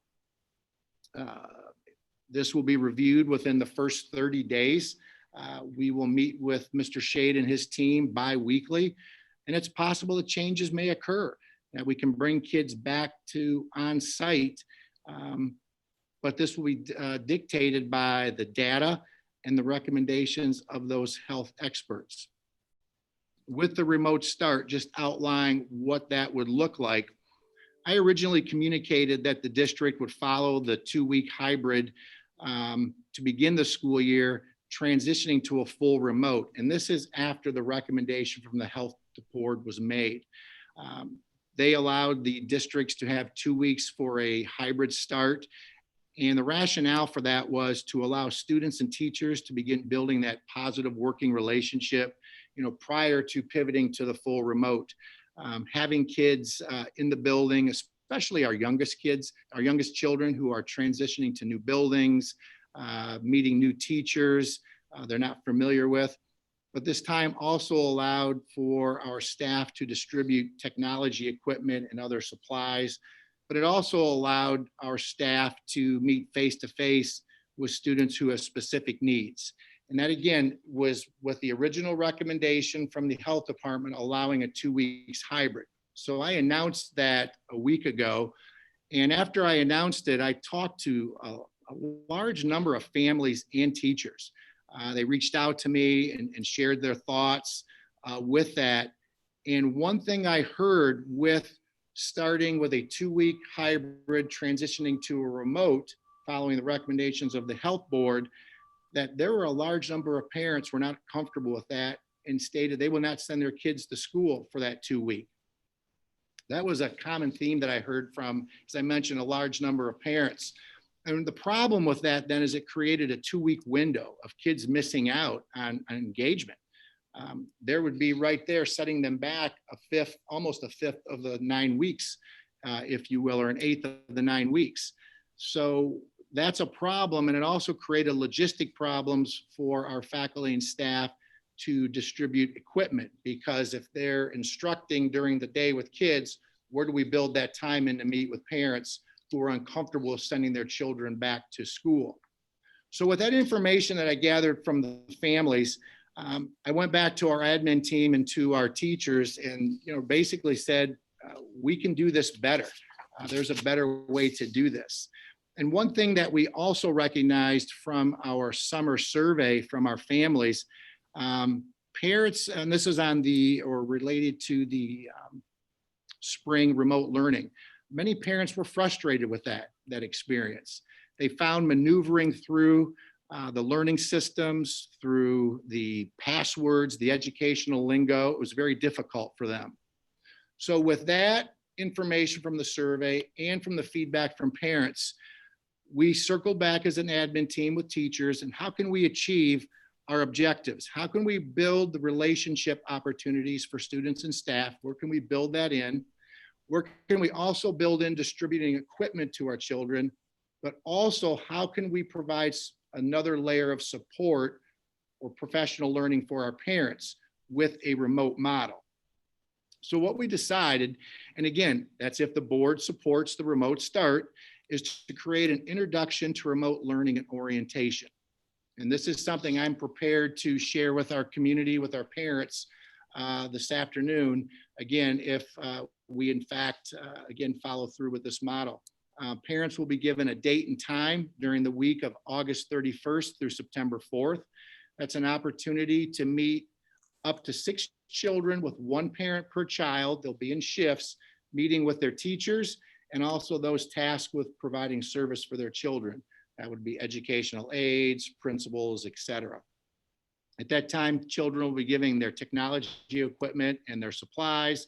They'll obviously have an opportunity to meet their classroom teachers, but also we're building in the opportunity to assist our parents, provide them with login information, provide them with strategies to manage remote learning, and just general overall assistance with maneuvering through the various learning platforms. And again, I have a video message teed up, ready to go, if this is the direction that we follow through on. Again, if the board supports the remote start, the district will, moving forward, during a remote learning scenario that we would follow, the district will be providing meal packs for families who qualify for as a low-income household. Again, this will be while we're under a remote learning scenario. The district will also pay the $50 initial connectivity fee for families for internet access. I know that question or that comment was brought up this morning. We would pay that initial $50 fee, hopefully with the support of a grant that Randy's been working on. And again, that's for those families who qualify as a low-income household. And again, much more detail to this, but I want to open up for conversation. Again, I absolutely understand how disappointing this is for all of us as parents, for us as educators, the idea of going a remote model. But I can also share with you, I've talked with a number of parents over the weekend, late last week, who are relieved by this as well. So there are 2 sides to this conversation. And again, sharing with our families, stating the obvious here, but again, this is an emotionally charged topic. Regardless if it's a full remote or a full return, whatever side a person or a group falls to, there's absolutely no hesitation that we all love our kids. We all love our students, regardless of where we feel we should be with a reopening. So I hope we don't lose sight of that we all love our kids, and everybody wants what's best for our children. And my hope is that we as parents and certainly as a community, we can once again rally around one another as we did in the spring. Because regardless of where you fall, this disease is real. It is in our community. It is impacting our loved ones, our friends, our neighbors to some level. And that supporting of one another is what we really need to be modeling for our children at the end of the day. That's what they'll look for from us as community members, as parents, et cetera. But I've asked Mr. Shade to join us this morning. And Mr. Shade, if you would please, if the board's okay with it, I'd like Mr. Shade to share some of the data points and information that he's aware of that led to the recommendation for a remote start for Erie County school districts. Sure. So I appreciate the opportunity, Denny and the board and the folks that are listening to brief you on a few of these details. So I think the first and foremost point I'd like to make is we are, as a community, when I say the community, I mean the entire county, including Kelly's Island, we are moving in the right direction numbers wise. We've made significant strides towards better indicator numbers across the board in the last week. And, the decision that was made using relevant data that was trending data and had been about 3 weeks worth of general upticks in these indicator numbers. So I did want to show just one little, I think you might be able to see this if I do it like that. So this bump right here was back when, actually towards the end of May, was when things started to open back up and, folks started to relax a little bit because we had done a good job of flattening the curve. We've all heard that phrase. And things started to, quote, get back to normal, and we let our guard down. And so we had these pretty high spikes of cases and outbreaks that occurred. And the truth is a lot of those were, manifested between Memorial Day and through early July. So then you see the next, I'm sorry, I don't have a better graphic for you, but this is where we are right now.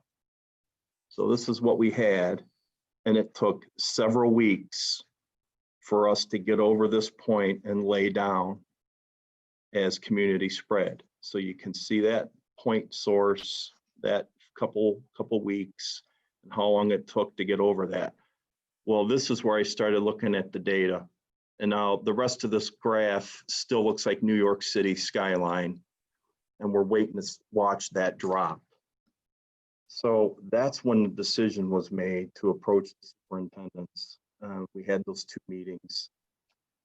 I think it was 2 weeks ago, Denny. Yes, 2 weeks. One on a Monday, one on a Tuesday. And I presented, to everybody that, data-wise, it looks like a virtual start would be the most prudent thing to do based on community spread. There's a lot of data. There's a lot of numbers. There's a lot of potential manipulation of that data. But the truth be told is Erie County's got a red color. Those data points that point to what color we are were developed by the health commissioners and given to the governor. We use several key indicators, and on Tuesday, which is today, later today, we submit our weekly information to the state so they can decipher again what color we're going to be on Thursday during the governor's press conference. So it does take a little time for the data to be processed and put through. I'm anticipating us to still be red on Thursday. The following Thursday, I think we may drop to an orange status, which is great, which means we're moving in the right direction. Does that mean we're going to drop the board recommendation to go virtual? No, it doesn't. We're still going to have to watch the data and how it trends. And, you know, what are the other indicators we're looking at? And a lot of those are going in the right direction. And, you know, there's a lot of different anecdotal issues involved. You know, I can talk about the child cares when they reopened and what we saw in a local child care here. Within a couple days, we had 2 cases, two wee kids sick, and a caregiver as an adult. And that happened about a month ago. And, you know, there's, like I said, there's all kinds of stories associated with different situations. The outbreak we're in right now, we've got 44 people really sick. 11 minutes ago, I was notified of our 4th death at Providence Care Center. This virus is nothing to take lightly. This is a serious issue.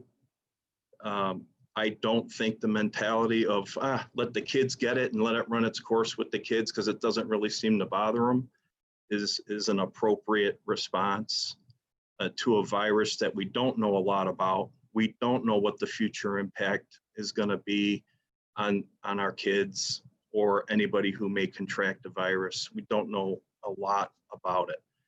So giving the fact that we do syndromically survey our community, and what I mean by that is we know, you know, how many folks are going to the ER every day. We know through different codes why they're there. We know who's buying what at every pharmacy in Erie County and over-the-counter medications. And we don't know who's doing that, but we know the number. So that data, coupled with what we do know in terms of who's gone and gotten a test or who's physically sick and even who's, you know, close contacts to people, all of that data comes into play. And that's where we saw very significant numbers and made our recommendation to you as the Board of Health to let's go into the school year and let's try to get this community spread down to a manageable level where we can get back to school. I'm right there with everybody. I want my kids in school. I want your kids in school. We certainly, as a Board of Health, understand all the ramifications of our kids getting their in-person education. What we're asking for is a little consideration towards this community spread and laying this down. The press release in of itself was just that. It was an attempt to abridge a lot of information into a couple paragraphs.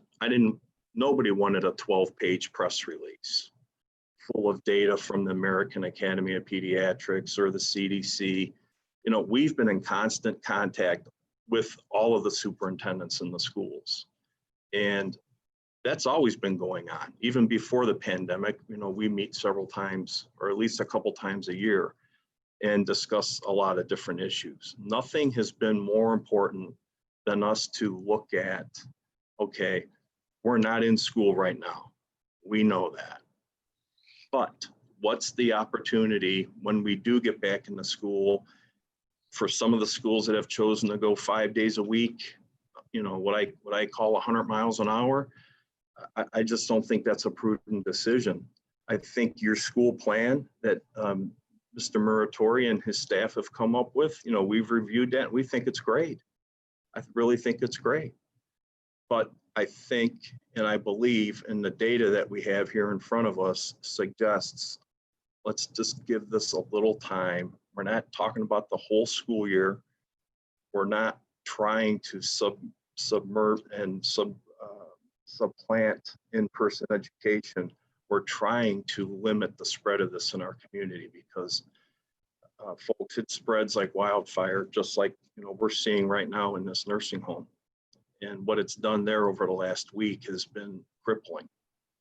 So, we're prepared when we do get back in school to have our nurses, test anybody who may be symptomatic, whether that's a child or a teacher or anybody on the staff.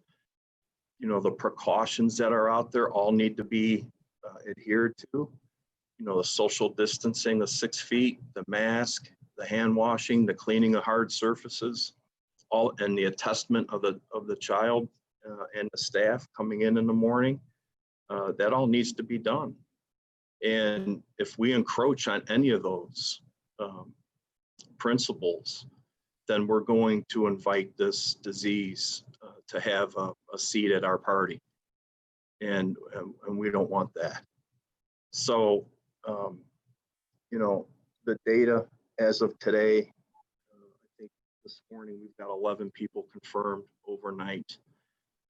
And we were dealing with between, 24, 28 people a day up into the 40s when we had that giant bump a couple of weeks ago. And I wanted to be certain that the school board is aware of, our commitment to all of the schools and all of the people in Erie County to keep monitoring the data and keep having open communication with the schools. So potentially prior to the end of the 9 weeks, it's going to look much safer to get into the school.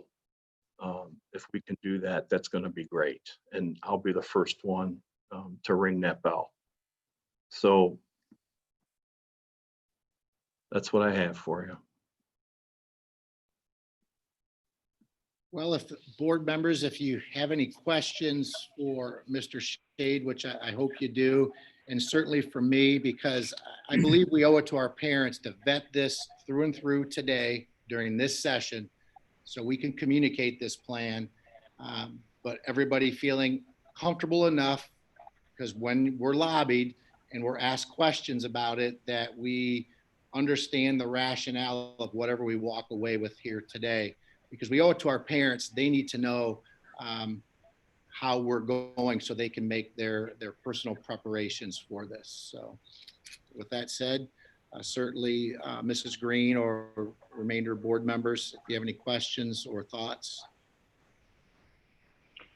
Yeah, I'll start off, Pete. Thank you for waiting so long and so patiently to participate with the meeting. Obviously, you heard in the community participation from a doctor, science person, administrator, whatever, with some very compelling 5 to 20-year-old statistics. And the disparity between that and, the person you just referenced obviously was at a nursing home. So help us understand a little bit, or help us explain a little bit more why, when the cases of our school-age children are low, why we still need to follow this new recommendation. Well, Donna, it's because the kids aren't in school yet. And the models and everything that we look at point to the schools are going to mimic the community. So as soon as the kids come back into the school environment, the potential for that spread is going to be, exponential.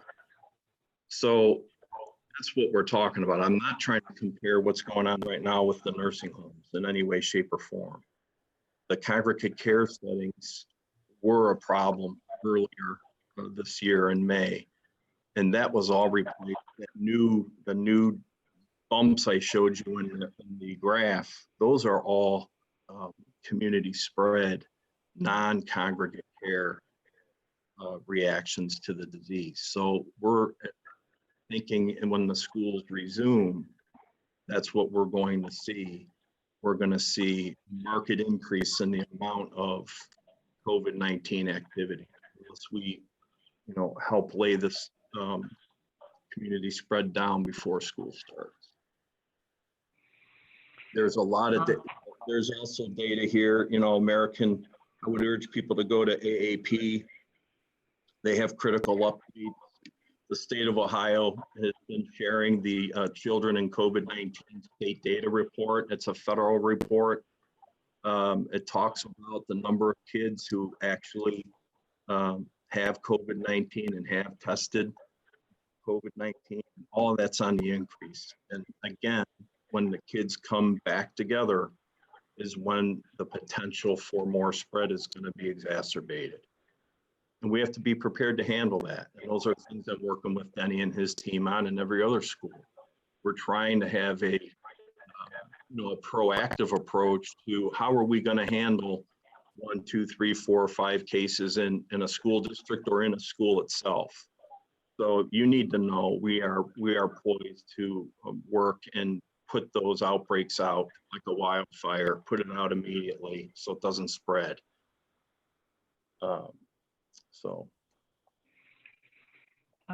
I actually shared with some parents that if everything stays the way, obviously the districts have voted, Perkins going full-time, Edison hybrid, the rest of us primarily online, that we're conducting our own little research study here in Erie County, because we can see a district that's trying full-time, if they get any cases, a district that's trying hybrid, will there be a variety of numbers? Will there be any?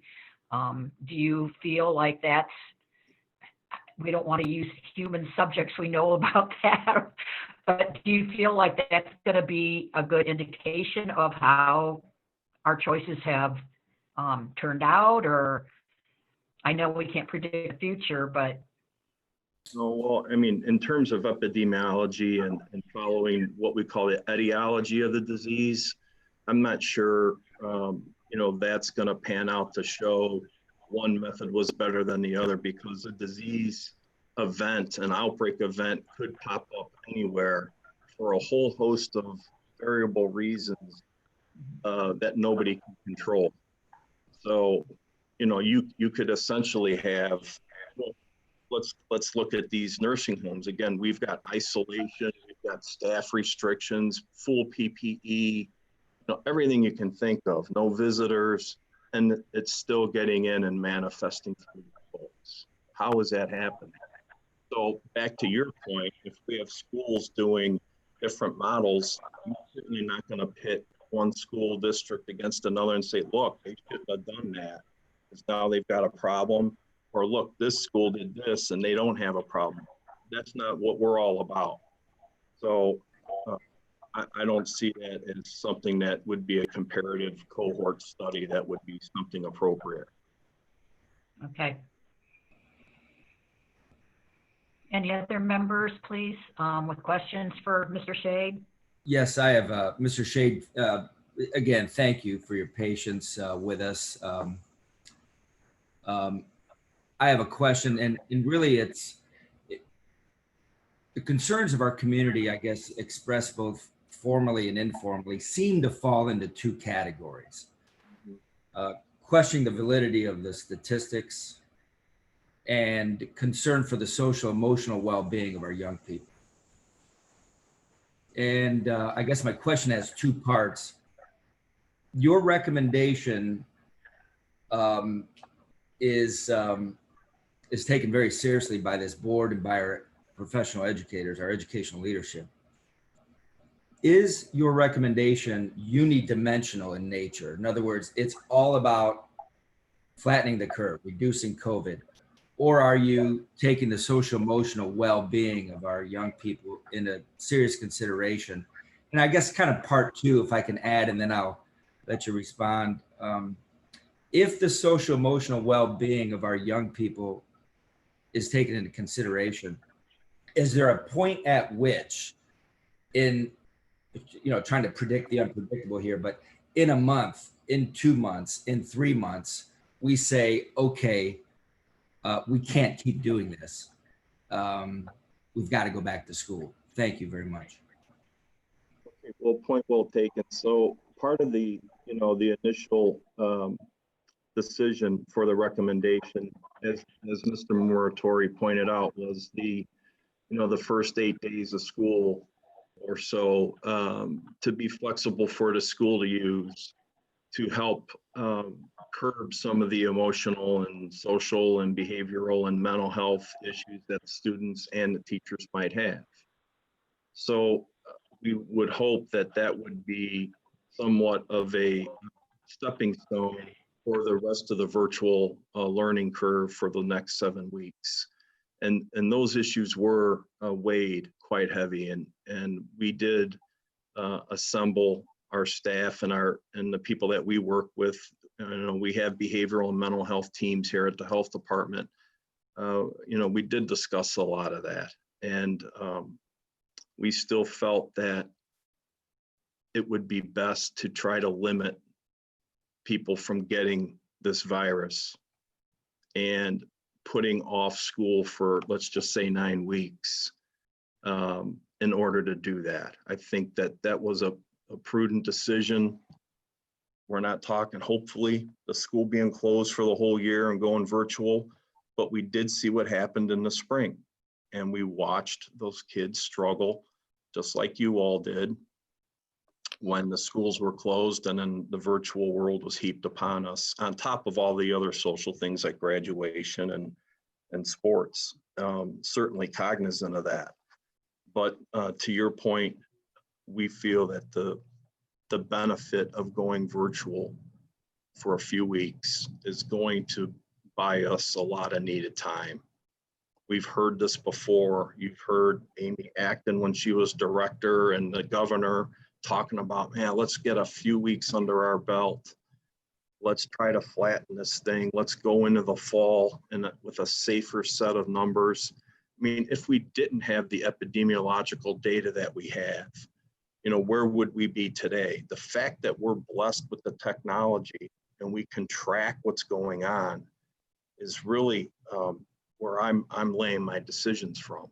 I've got kids in your school, and I understand their needs. I've got, a lot of consideration for moving forward and getting the kids into the school as soon as we can. I've met with the health board last night, and I explained to them, and we had an open discussion about the need for us to stay in communication with you and do everything we can to make that decision when we can recommend in-person classes with your hybrid model. And again, if we can do that in 6 weeks or so, I think that's going to be great. But I'm not going to tell you we're going to have a drop dead date when we could do that, because this data and all the folks that contributed today did a great job. But there's more to the data, always more to the data than just, a one-sided conversation. So the numbers are fluid, things change.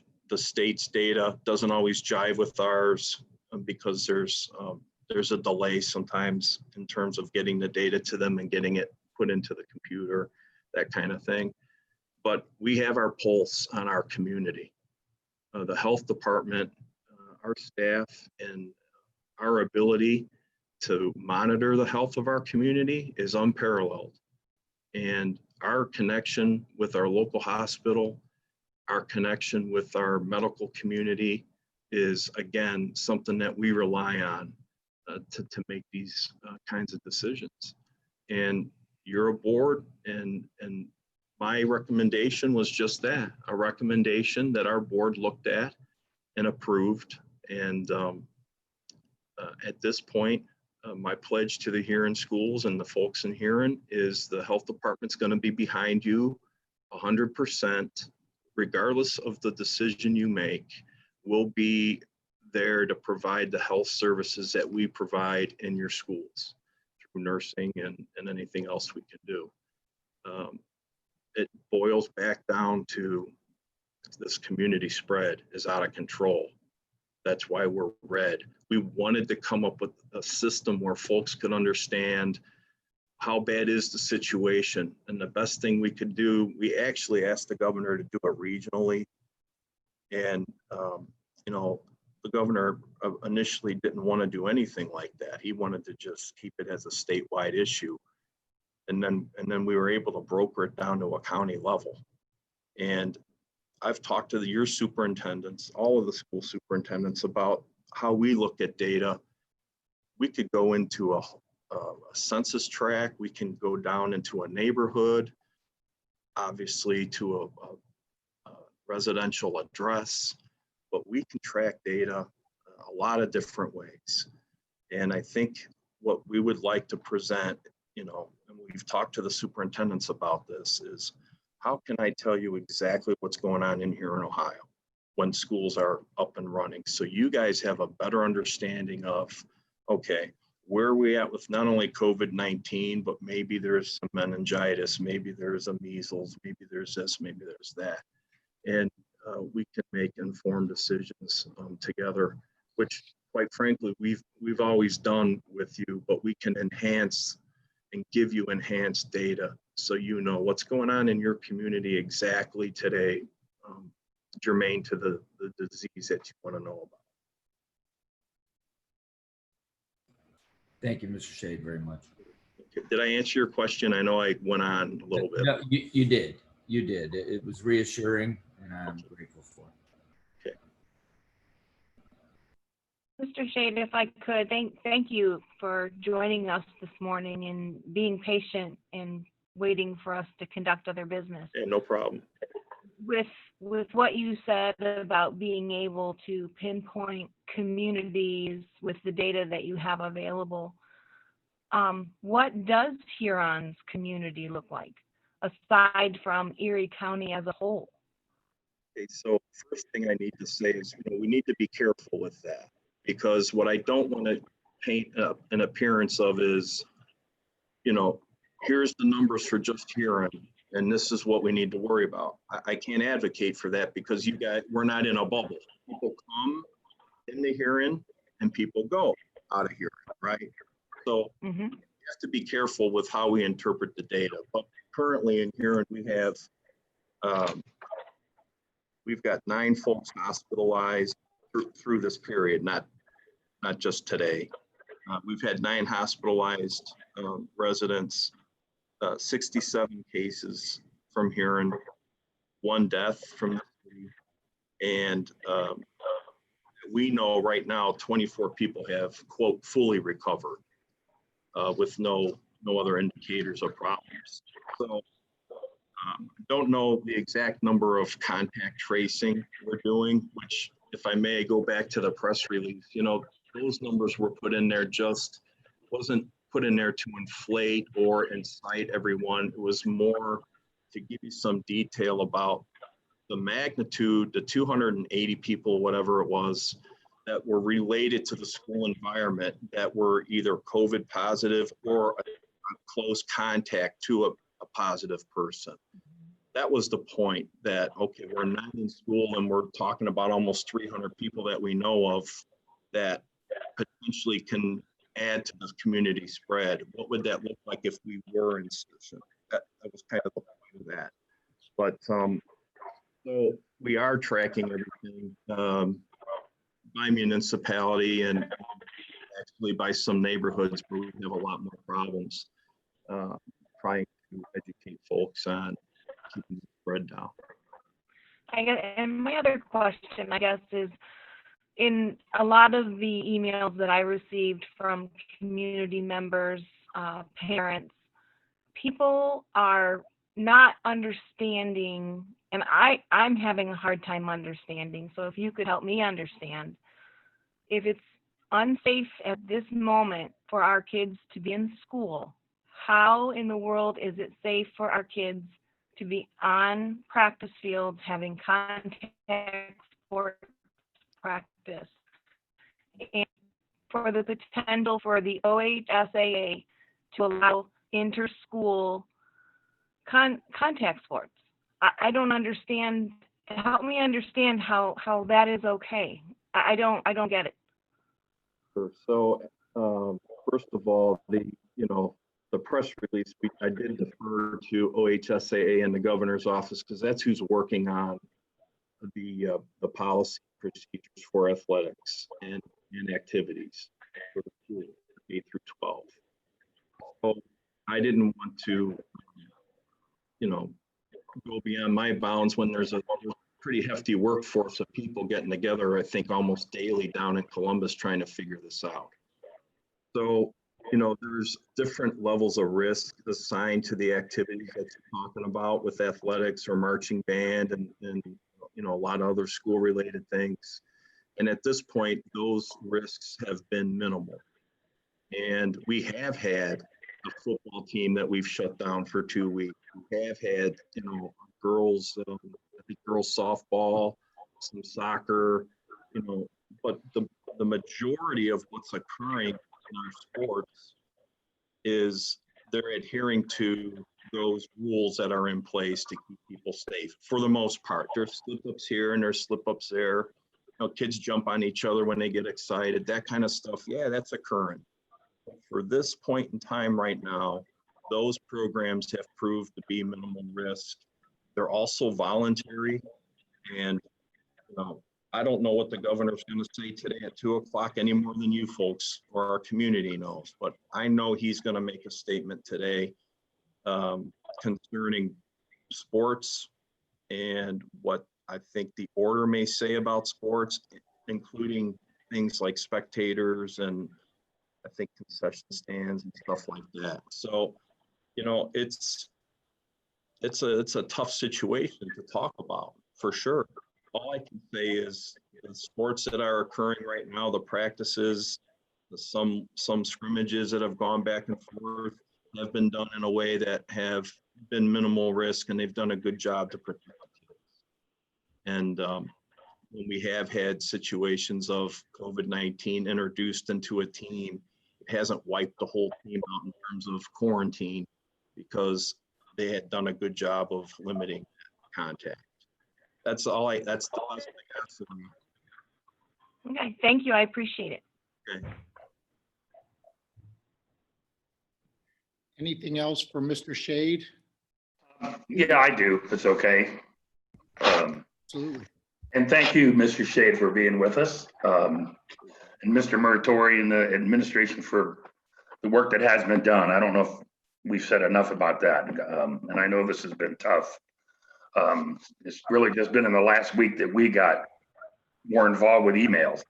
So we're learning a lot too. I just want to, and I don't want to beat a dead horse, but I am confused, very similar to what Mrs. Mast brought up. And I just think that one of the problems I see is there's no consistency.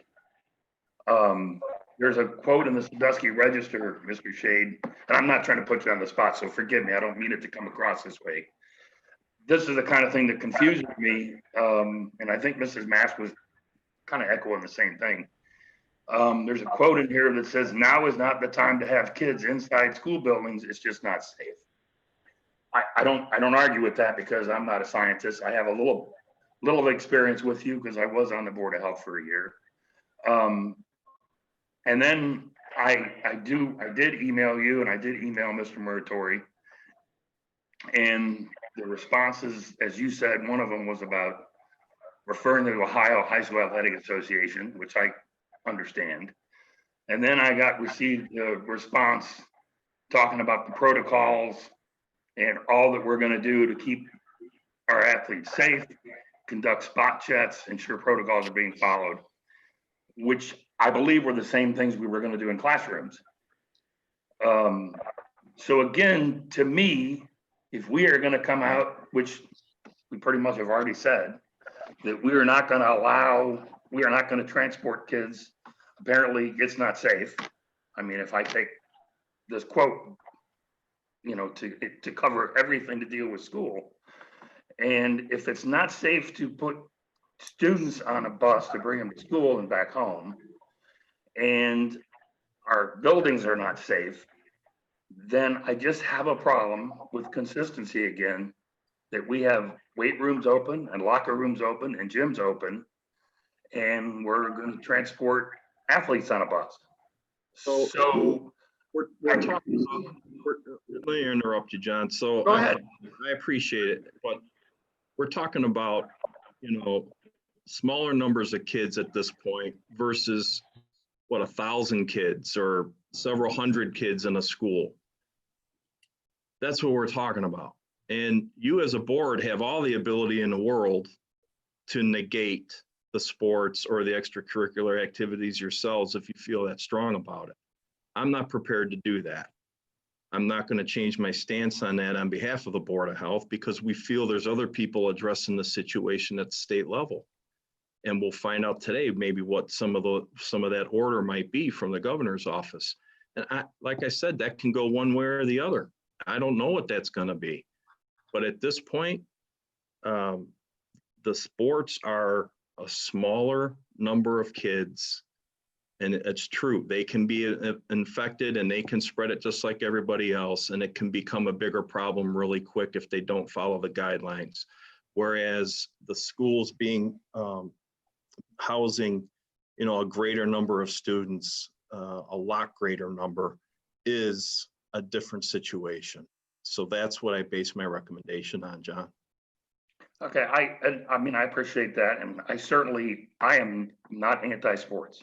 I think it's one of the greatest things we have in overall, and especially in Huron. I mean, I'm not trying to stop everything, but I realize what you just said, but I still have a problem with the consistency part.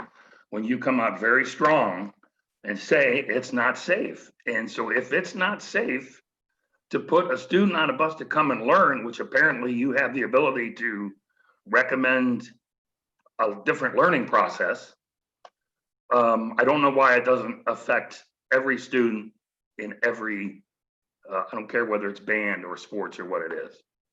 Just to me, I'm just bringing up again, I do have a difficult, maybe it won't get solved today. I do have a problem with the consistency or lack thereof. It seems like if we're saying one thing, it should affect every student everywhere. That's all I got. Anything else for Mr. Shade? I want to be respectful of his time. And again, Mr. Shade, it's 10 o'clock, so we kept you much longer than I planned, so requested. So. Hey, Danny, I do have a question, but it's probably going to be more directed to you. So if you want Mr. Shade to go, that's okay with me. That's certainly, I'll leave that to Mr. Shade. I just want to thank him for his time and again, all with the collaboration that you've done with all the local school districts. Thanks, Pete. Thank you all. Take care. Mr. Slocum, I'm sorry. Yeah, I'm kind of going to stay on the same theme that John and Jody were on, because it gets more at, okay, you're taking in and your team's taking in, and obviously you've been doing a wonderful job all year long, and nobody can really know what it's like to have all that data flying at you and trying to digest it. Sure. And then what you do with it, and then you gotta come out and talk about it, and then you've got critics, right? So I understand that 100%. Sure.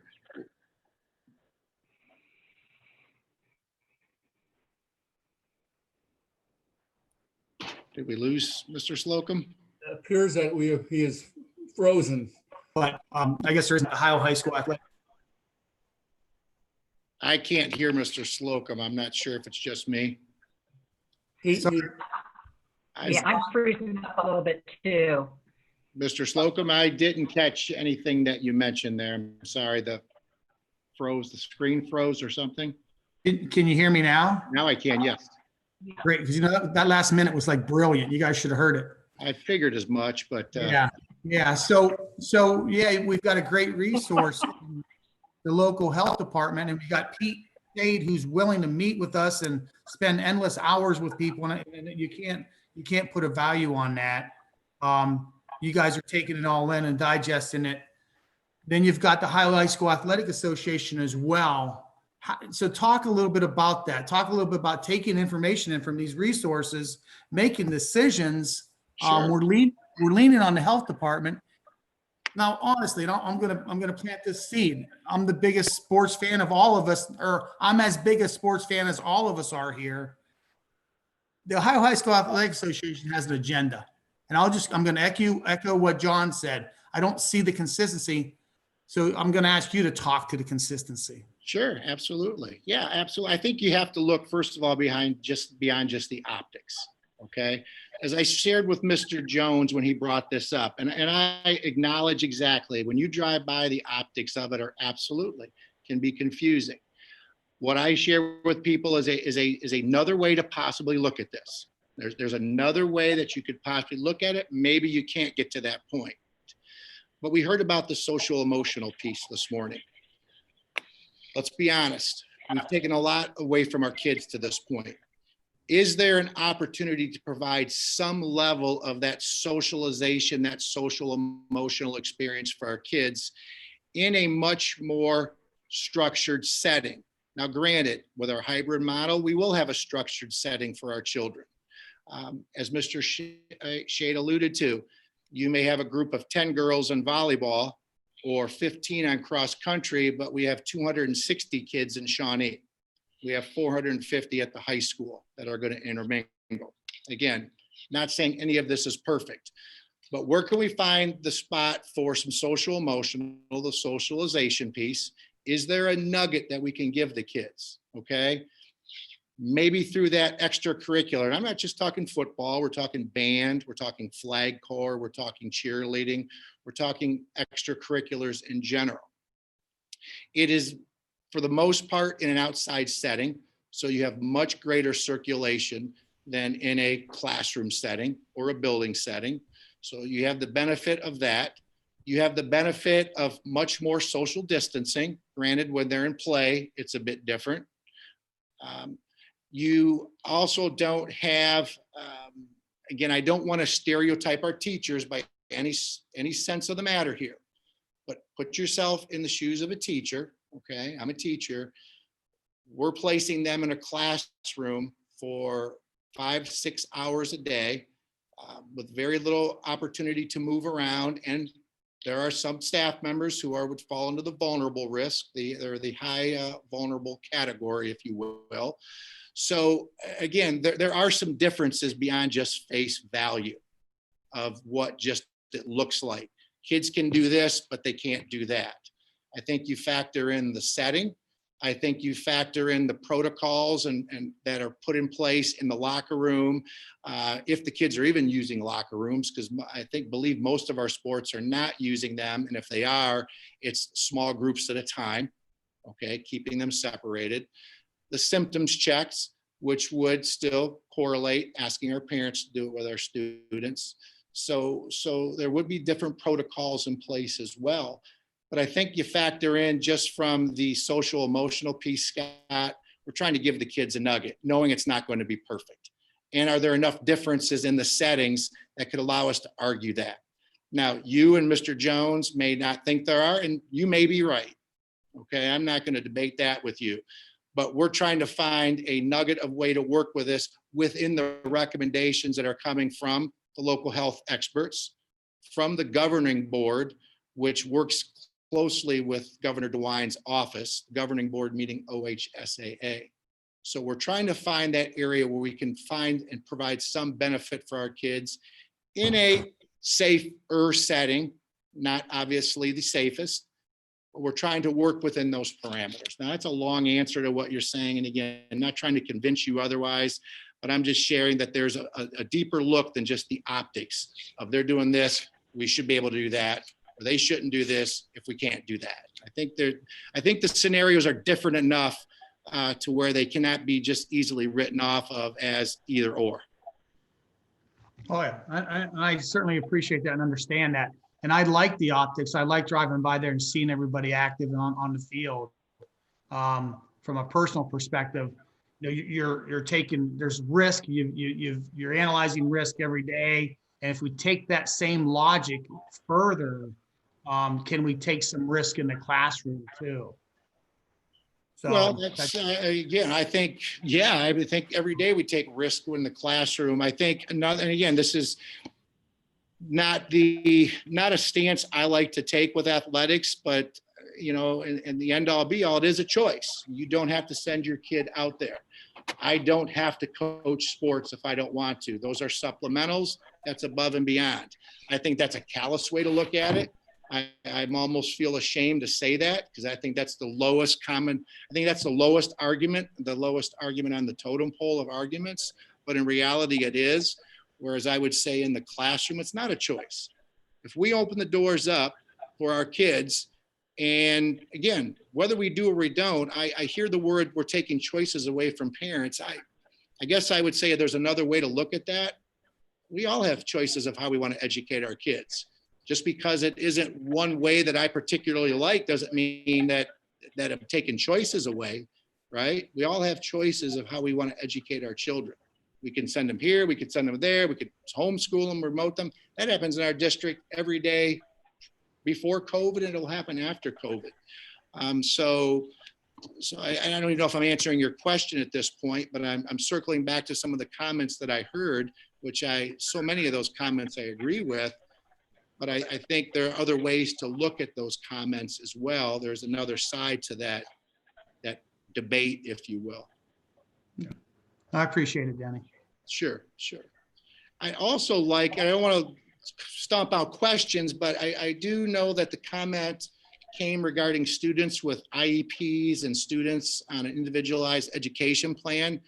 I know if we decide to follow through with the remote model, if Mrs. Charville, could you give the board, I'd like to answer that because I think it's a very good question that the parent or parents asked. I think that's a very relevant question. And I think it deserves a response. So if Mrs. Charville, could you address that, please? I certainly can.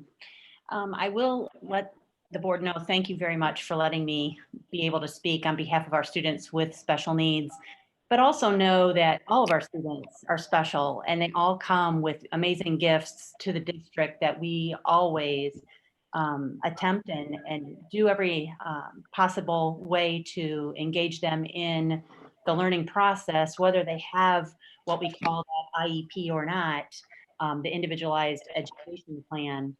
Not all students do have those plans, but there are students that do in fact have difficulties with a virtual platform as well as a face-to-face platform.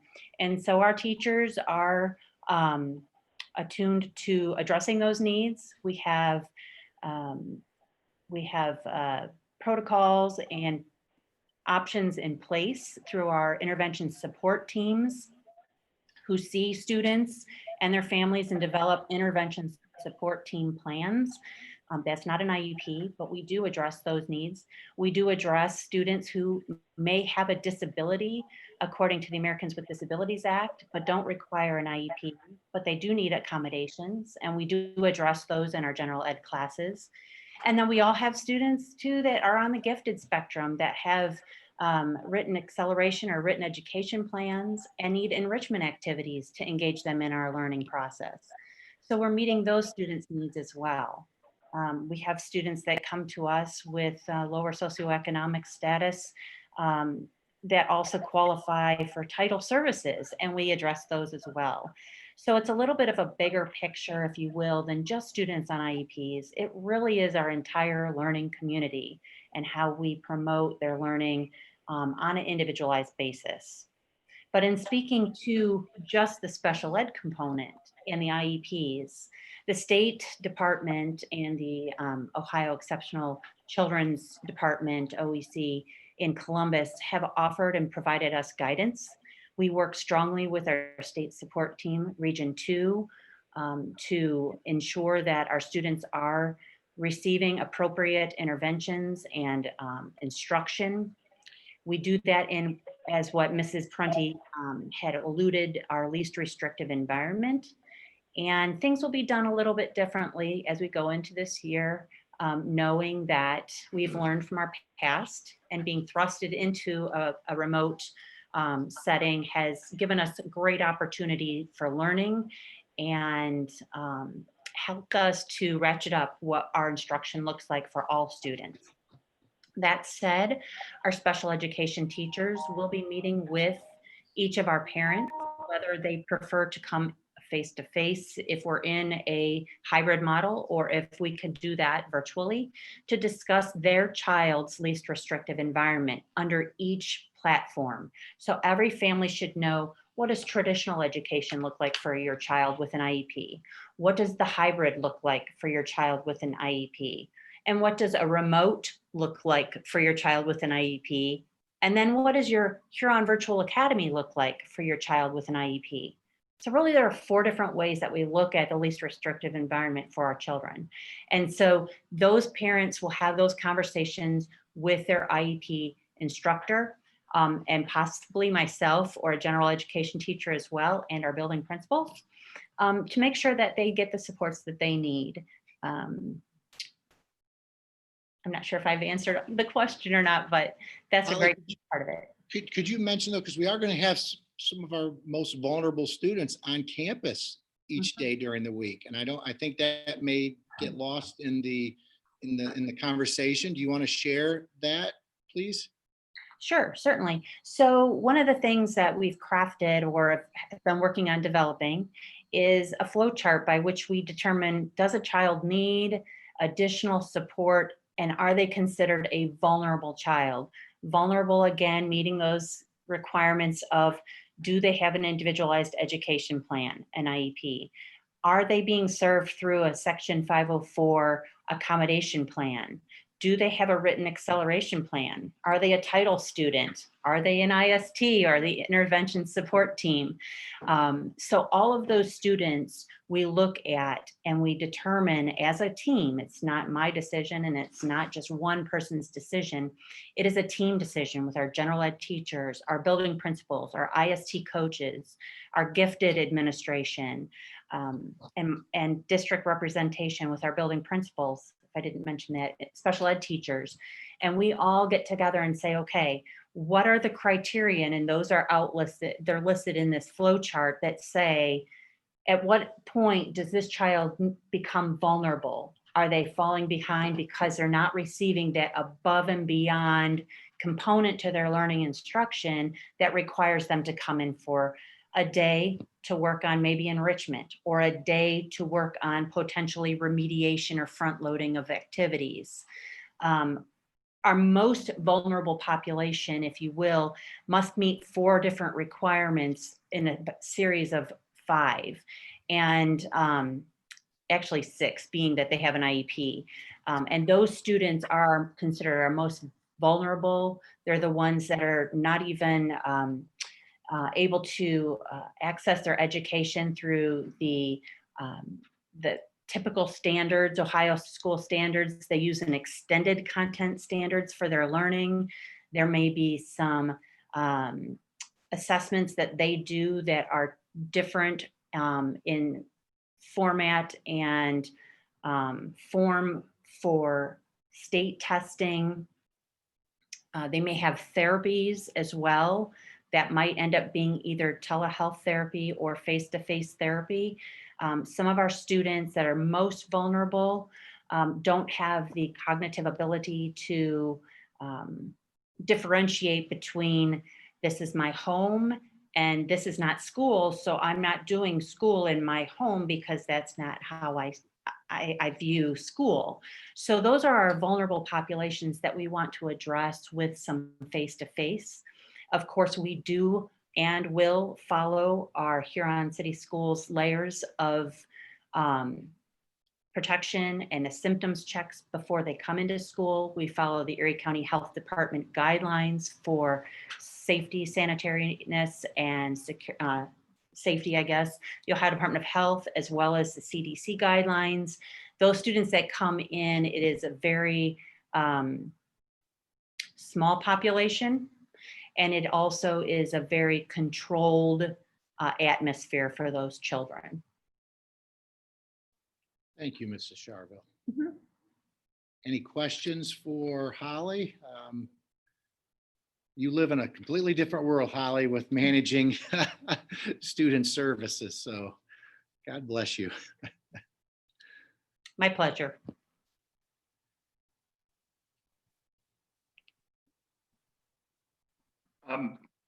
No, Ms. Green, I have another question, or Mr. Muratori. Again, just out of curiosity, do we have a feeling for how our administrators and particularly our teachers feel about how we're going to present education this year? I mean, do we, and I don't want to put anybody on the spot, I hope this isn't inappropriate, but are there a number of teachers, I don't want to know who they are, but another teachers that do not want to come back to a classroom. If we were to go to hybrid or other than remote, I mean, do we know these things? And would making a change be difficult because of that? I mean, do we know that or? Well, great question. It's a layered question. We have one staff member who has been seeking the medical documentation to not return, being in a vulnerable, quote unquote, vulnerable category, waiting for that medical documentation. I know that person was working on it. We have, I believe, 2 staff members who, and I know one of the 2 for sure, maybe both, have received medical documentation that when students return, as we had originally said in our hybrid, when you're outside of the 6 feet bubble, you could remove a mask for our students, a face covering. They've sought medical documentation because of their personal circumstances that those children, whenever in their class, wear face coverings the entire time. So that's from the medical standpoint. As far as your question regarding how teachers feel about returning, I think one of the things that sets our district apart from some of our colleagues, if you remember back to July, we had over 60 faculty and staff members part of our restart planning. So that large number of those would have been support staff and teaching staff. Now, is that everybody? No, but our faculty and staff have been highly engaged.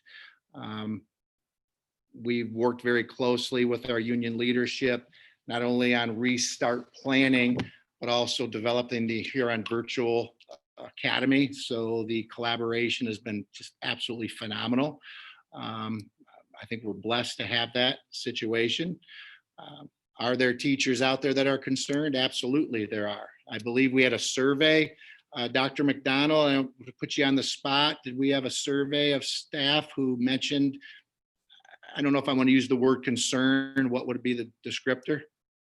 Well, actually, Denny, you mentioned the collaboration with our different unions, and HEA actually had worked with their staff to get a better pulse on, and I'll use the word concerns because I don't know what other word to use, but and there was some concern. And so I believe they had 60 respondents, and about let's see, 23 of those responses, the teachers had some concerns or some issues or things. Now, they didn't go into detail with those results for us, and nor did I ask, but making sure it's, when we do come back, those 5 layers of protection, as you mentioned, working with the health department for masks, that those, we could control as much as we could control at that point. So yes, the HEA did put out a survey and just verbally gave us the highlights from that survey. Got it. Thank you, Dr. McDonald. Thanks. And I just, I asked that and only because I personally would just feel better about sports, which I've already gotten a couple of messages. I'm not anti-sports by any means. I would feel better if we went to hybrid, just because to me that would justify and that would help support the activities and hopefully get the band going and talk about musicals and all those things. I certainly don't want to do it as an experiment. I mean, I've heard that before in other places, but again, for the sake of consistency, and again, not appearing that we're going to take the health department and just, go against what they say, but to me, it just would make more sense to offer the hybrid schedule. So I don't know if that's something the board wants to undertake or where we go from here, or. Certainly, if that's a motion, I think if you're presenting it as a motion, that's, I think. I will certainly do it. I'll, if it's appropriate to do it now, just again, to reiterate, it has a lot to do with consistency in my mind. And I'm sorry again, if I'm beating a dead horse. I want sports to continue more than people might realize, but I do have a difficult time with not being able to teach our kids, yet offer them a great opportunity in sports. And I think if we're going to do that, I would like to see us go hybrid. So my motion would be to, I don't know the proper wording, actually. I didn't think ahead to write, but to open up under a hybrid schedule as I guess originally planned, August 31st.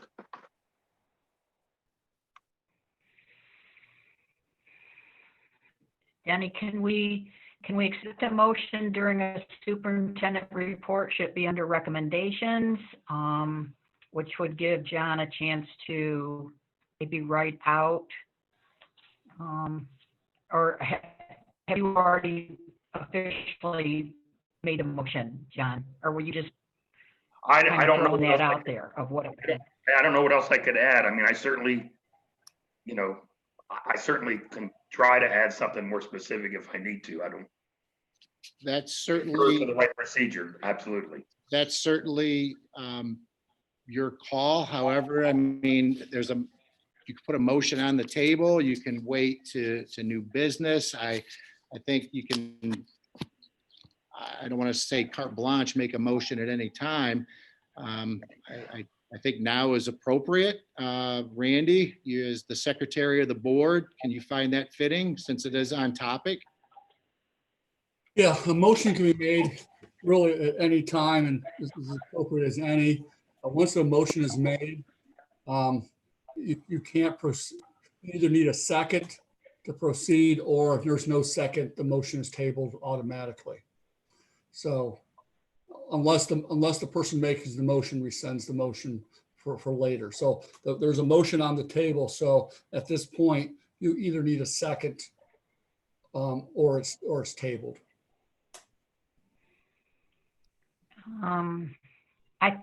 I personally think I'd rather wait and keep it under new business, John, if you want to table it at this point. Give everybody an opportunity to be a little bit reflective here.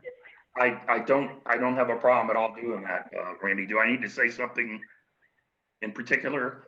Why don't you just, for the record, just say, look, you'll rescind the motion with the plans to reintroduce it under new business. Okay, I will certainly do that. Rescind the motion and plan on bringing it up during new business. Is that okay? Yes, sir. It's on the record. Okay, thanks, John and Randy. Thank you, everybody. Certainly, any other questions regarding, or if you would rather wait, ask more questions under new business regarding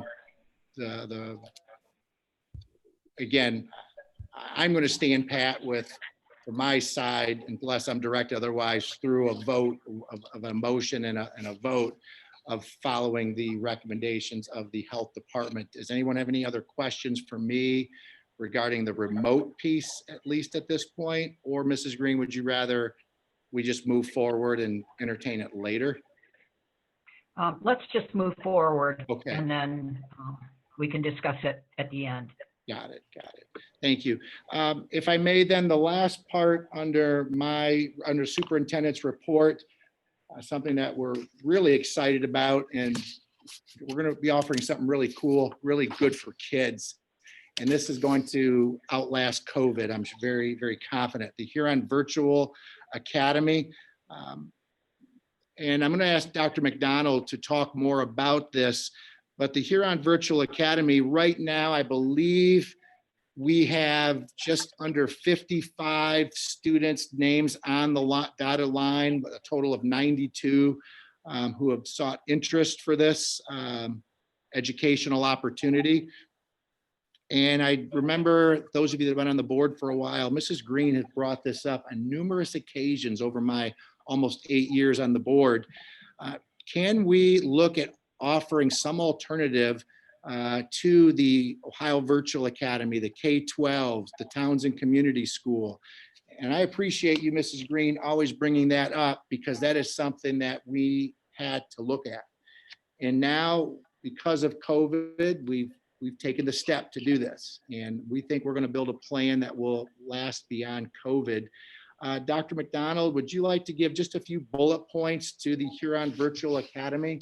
I know you've worked long and hard on this thing. Sure. As Mr. Muratori has said, we are excited to offer this opportunity for our families, the Huron Virtual Academy. It's a little bit different than our remote learning in the fact that a student can stay in the Huron Virtual Academy for the entire year.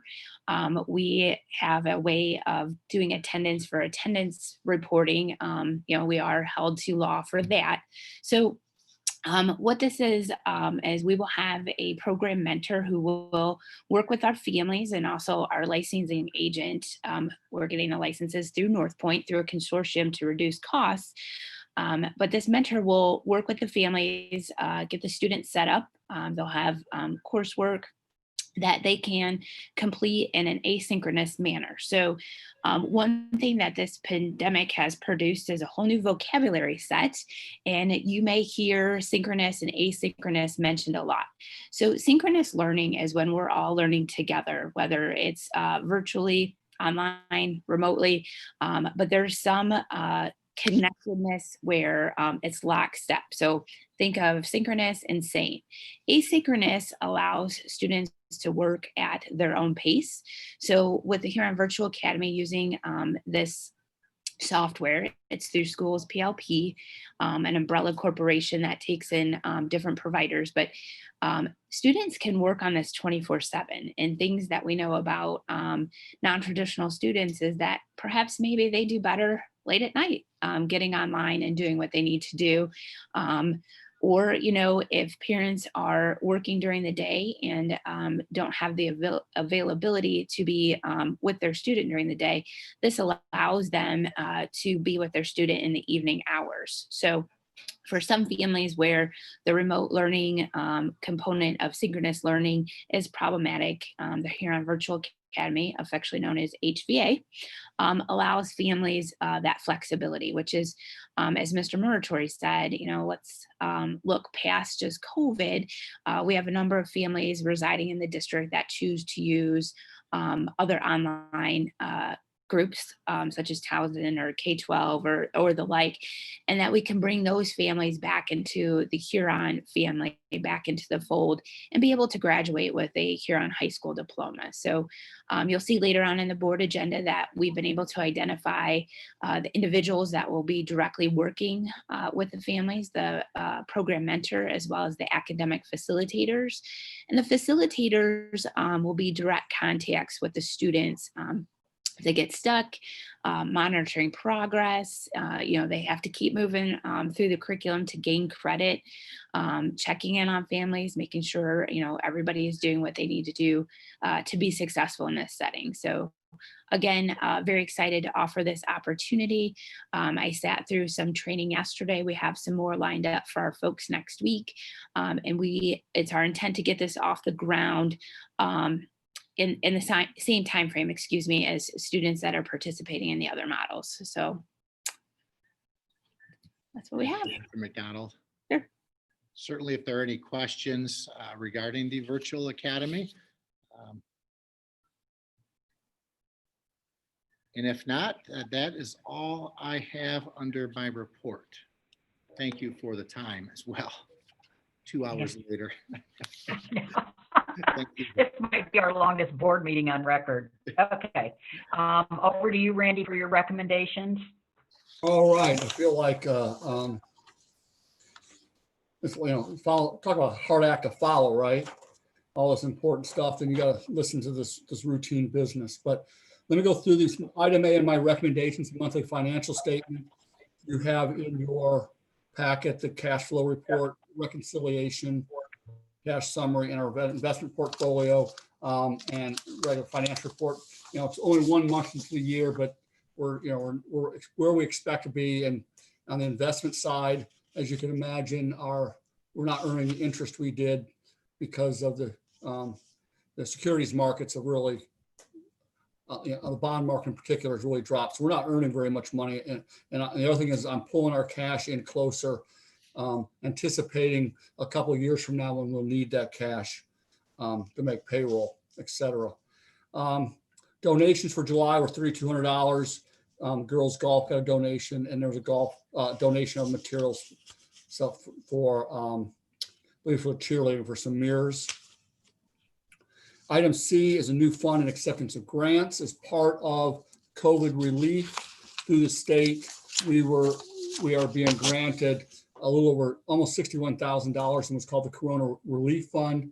We're budgeting to use that dollars primarily for exactly what it sounds like, things like cleaning and sanitation supplies, some hardware for the kitchens to allow the food service folks to be able to prepare these heated meals, though, to be handed out under like the hybrid model and stuff. So some of our, so you'll see some reduction of expenses on the general fund that will be directed into this fund. It's not a lot of money, but every little bit helps. Item D is just a kind of routine amended temporary appropriation. That takes into account this grant that we got, allows us to spend the grant and some adjustments to some other grants. You'll be seeing a temporary appropriations until October when you'll see the permanent appropriation. Item E is just a budget and purpose statement for girls biddy golf.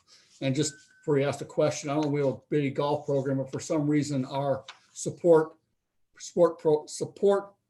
programs are all called biddy.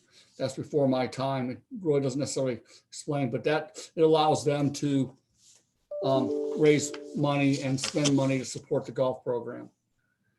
Item F, we have one contract for your review. We need to purchase some direct nursing services from Firelands for a specific student. That contract obviously will pay them for those services, and what we pay them will be above what is not compensated through Medicaid, excuse me.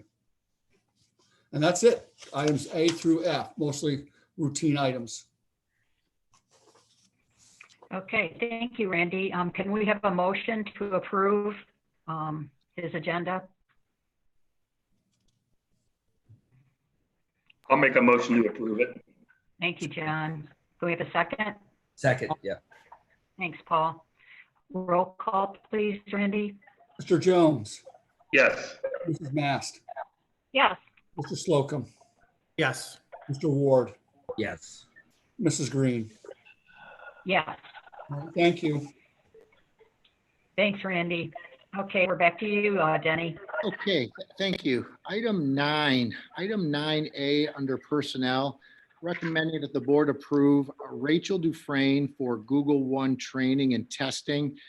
That's what we've offered to all of our faculty and staff to become Google One certified, not only to help with remote learning to narrow down the learning platforms, but to also help in a traditional setting as well.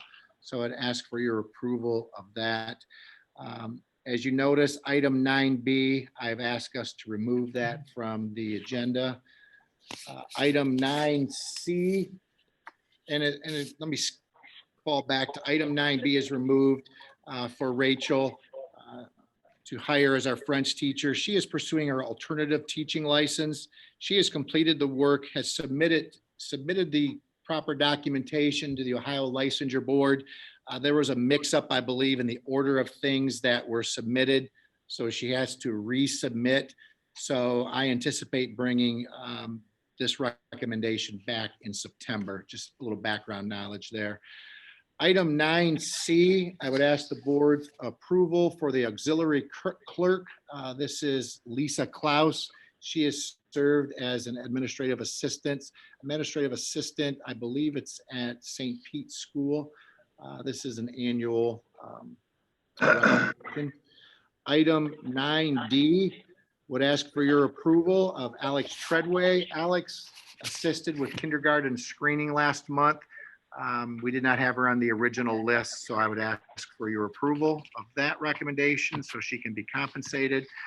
Item 9E would ask for the board's approval of our IST coaches for the 21 school year. These are contractual positions, and you may remember that Mrs. Charvel referenced our IST coaches, our IST process when describing how we provide services, not only for students identified under an individualized education plan, but also students who may rise to the level of the radar that could potentially need testing for those services. And the IST coaches work with teachers, students, and families for those children, as I just discussed. Item 9F, recommendation to approve summer learning camp supplemental for Katie Mishler. Mrs. Mishler assisted with summer learning camps over the last 2 weeks. Item 9G, I would ask for your approval. A wellness coordinator for the 21 school year. This is Mrs. Janice Wallace. She has served in this role previously. The $32 an hour, the dollars to fund this initiative are through our health insurance consortium. No general fund dollars are used.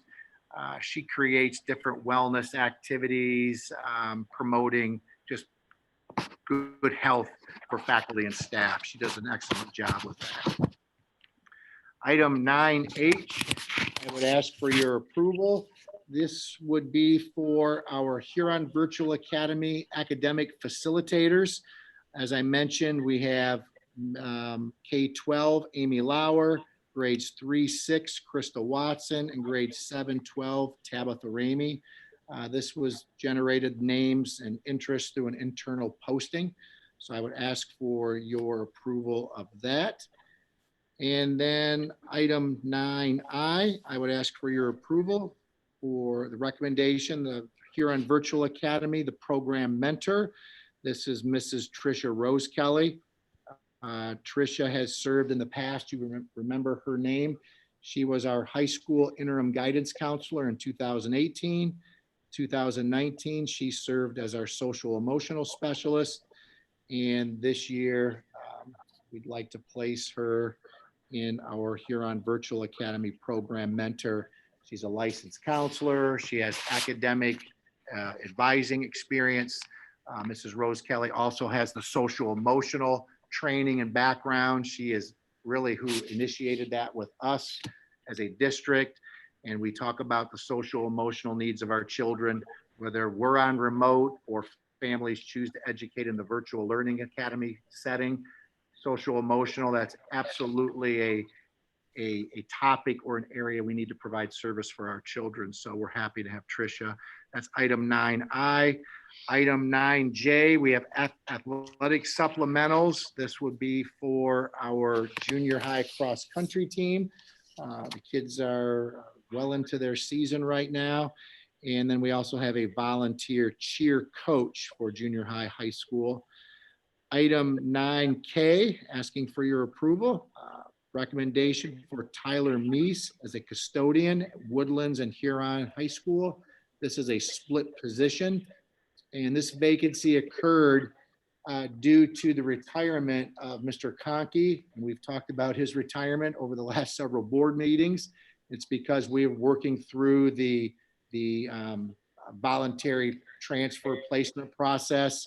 And ultimately, this is the position, the high school Woodlands split position, where we actually ended up with the vacancy. So Mr. Tyler Meese for that position. And item 9L, I would ask for your approval of a substitute, Mr. Peter Zimmerman. And I believe Mr. Zimmerman is mainly a transportation department, but I may be wrong with that. But I'm asking for board's approval of that as well. And that is it for personnel. Items A through L as presented. I would ask for your approval, please. Okay, thank you, Denny. Can we have a motion, please, to approve? Sure, so moved. Thank Second. you, Jody. Thank you. Call the roll, please, Randy. Mrs. Mast, Yes. Mr. Ward. Okay, thumbs up. Okay, Mr. Slocum, Yes. Mr. Jones, Yes. and Mrs. Green. Yes. Thank you.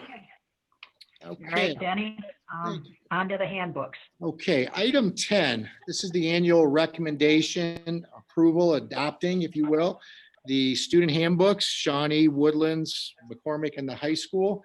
We've attached for you not only the complete handbook, but also a summary page for each of the the modifications for this year. So I would ask for your approval of the adoption of the student handbooks for the Denny? 21 school year. Oh, I'm sorry. I just want to comment on that I personally appreciate these files that have changes. That made it a lot easier. So thank you. Oh, you're welcome. You're welcome. Thank you to the admin team. That was something they recognized a while back, that why have you guess where the changes are? So Thanks.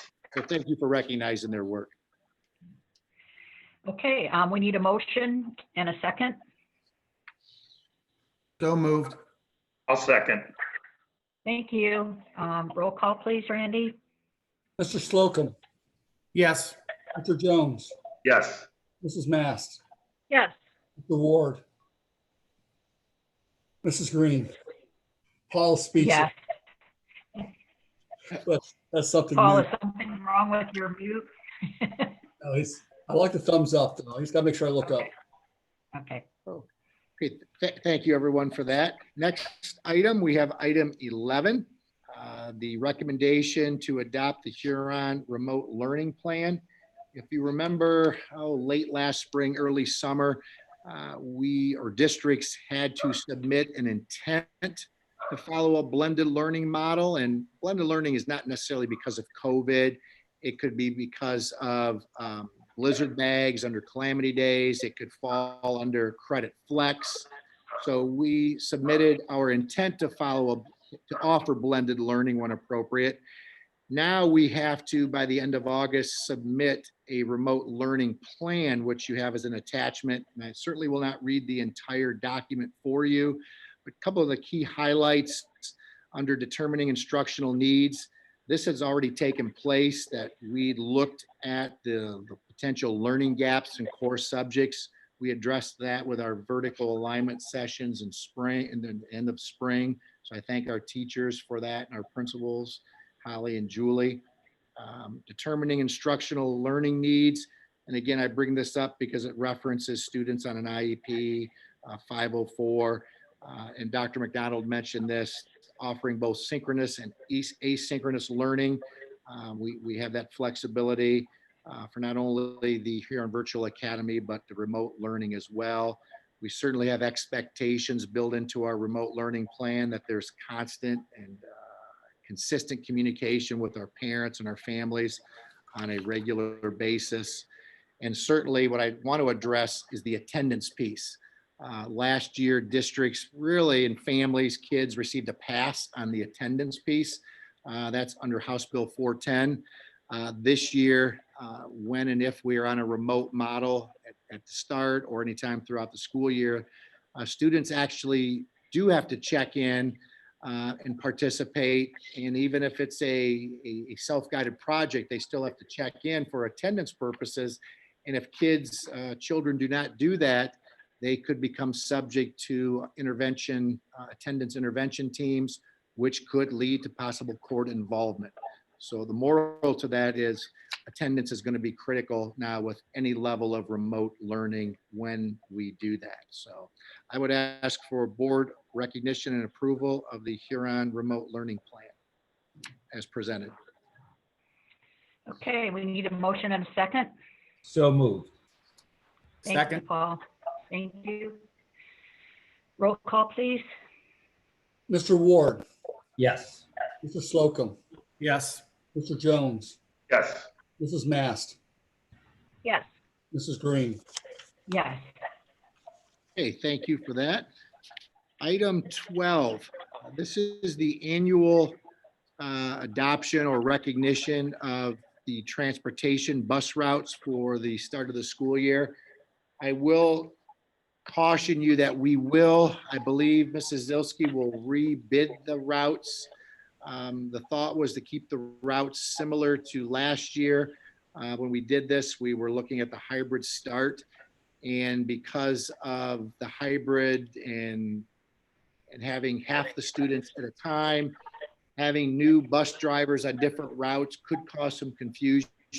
One of the benefits of being a very small district and a very veteran, if you will, transportation staff they know their kids, they recognize them, they know that the door stops when they go, so they know who should be riding when and where. So we thought with, at some point with a hybrid, having that consistency, that recognition would be a benefit, allowing us to provide better service for our families. So with that said, at some point, you'll probably see bus routes adjusted and they'll come before you at a later date.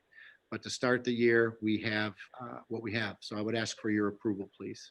You got item B too, Danny. Oh, yeah, okay, thank you. Thanks, Randy. Item 12B, a transportation in lieu.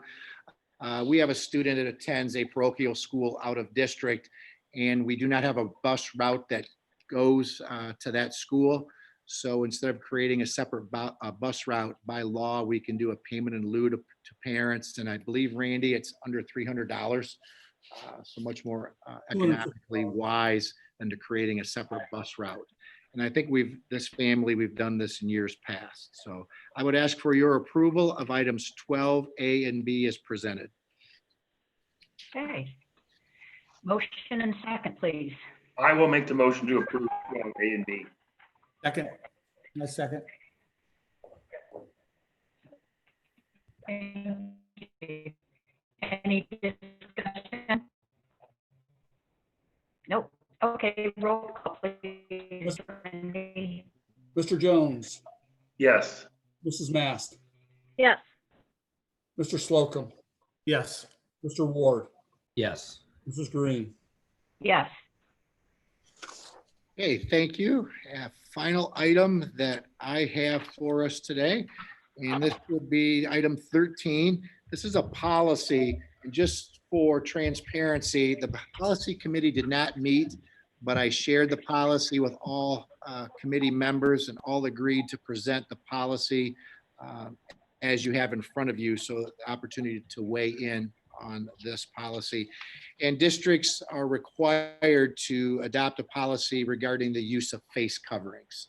So I would ask for your approval of policy EBEA.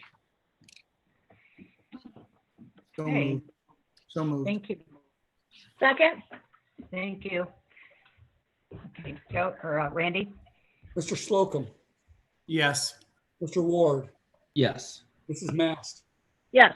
Mr. Jones, Yes. Mrs. Green. Yes. Thank you. And that is all I have at this time. Okay, back to Randy. All right, well, item 14 is the employee severance plan that Ms. Rose had presented to you. This is a resolution to adopt a severance plan and allow us to engage EPC in the process. If you're past this, we'd probably start in September with the communications and getting started with the staff for them to get the details. Okay. Can we have a motion and a second first? So moved. Thank you, Paul. Second. Thanks, Scott. Okay, and now I'll open it for discussion. Does anybody have any extra or further questions for Randy after their ESP's presentation? By the way, Thank you for having them here, Randy. yeah, what you got was the abridged version. I've got about 3 more times the number of slides and details how they get to those calculations, and you're more than welcome to it, but I tried to pare it down to get to the bottom line for you. Randy, could you just refresh my memory from her presentation? If there is, or what the cost is to the district to enter into this contract with them? Yeah, her numbers, she didn't have it in her numbers, but it'll cost, we pay them like $225 a person who goes in the program. And Okay. then we have to fund the at $45,000 or the $20,000 annuity. So our cost of them is relatively small. It's the $45,000 is the big number. And we pay that, we'll pay, so if 5 people take it, we pay the total cost of that program over 3 years, but we're going to see the benefit over a longer period of time. Okay, thank you. I appreciate that. I have one comment on this, if I can go on the record. The district benefits financially, obviously. We go from a higher compensated educator to a newer, lower compensated educator. I'd like to go on the record of saying that there is a value for a veteran teacher. And so I will vote on this, but it's not mindless of that fact. There is a cost to the district for engaging in this, and it's the loss of veteran teachers. However, if a veteran teacher agrees to an early retirement, it ends up being a win-win. It's good for them too. And so that would be the premise of my yes vote. Yeah, Paul, and that's a good point. And in a previous life, I remember attending a presentation with Battelle Institute talking about teacher performance and veteran versus new. And the thing I remember struck me about that is if you look at teacher effectiveness growth, you get the first 7 years, they're all teachers grow whether they're good or poor, and then they level off. And the difference ends up being if you're a good teacher at 10 years, you're probably a good teacher the rest of your career. And so it ends up being good versus effective rather than just being a veteran. But you are right that you lose some of that. Randy, I have just a quick question too. Is there are we doing a certain percentage of their salary as the incentive to leave? It's for the professional staff, the certified, it's $45,000 plus whatever severance they would per our contract on the severance. I think it's 33% of their days, whatever that is. What happens is that money goes into a 403B program that we're paying into over 3 years, and then they can pull out of that monthly. Okay. And, so it's essentially a lump sum of $45,000. Okay. I just wasn't sure if there was, like if a teacher was making 50 and one was making 70, if there would be a difference there, but. No, the classified staff, there is a difference up to a max. So if we have a cafeteria worker who makes 15,000, their maximum will be 15,000. So on the classified staff, it's different, and that's for obvious reasons. Okay. Anyone else have any questions for Randy? And by the way, on the teacher side, the teachers who have expressed an interest, they're all within a few $1,000s of each other. So okay, you're talking about, and we're talking about in teachers in above 70,000 a year. Okay. All right. If there's no further questions, then we'll call the roll, please. Mr. Ward. Yes. Mr. Slocum. Yes. Mrs. Mast. Yes. Mr. Jones. Yes. Mrs. Green. Yes.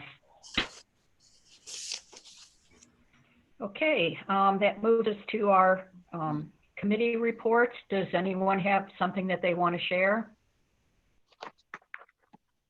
I have a couple of items, Donna, if I may. Yes, go ahead, Paul. First of all, I won't speak much curriculum. Not much needs to be added, but other than a compliment to the team with regard to the Huron Virtual Academy. Dr. McDonald shared with me, I'll give you one example and I could go on and on, but a format by which a decision was made on which platform to use. Very thorough, competitive analysis. I was very impressed. The reasons for choosing the platform that was chosen were compelling. Athletically, I met with the Booster Club last week. I attended their meeting, I should say. Energetic group led by President John Ruff, Vice President Amy Springer, Treasurer Cheryl Zimmerman, and Secretary Julie Lesnett. They're mindful of their role. They're eager to be an excellent partner to the district. There are conversations about the future and the needs of our athletes, our student athletes, as well as their responsibility to manage their own fiscal house were impressive. So I can report to you that the Huron Booster Club is alive and very well. Did you want to speak about the Hall of Fame too, Paul? It is unlikely. I won't say definitively, but I can say definitively, folks have not been informed. But we will not have, I can tell you, a Hall of Fame banquet for very obvious reasons. Bringing folks together. I will share this with you. I talked with a few folks who are going to be inductees, and the nature of the discussion, I really wanted to be sensitive to them. It's their year. Would you rather delay it and do it in a traditional format, meaning in a banquet hall with dinner, or have it now in a non-traditional way, outdoors, social distancing, limiting the attendees? The preference was delay it and do it the right way.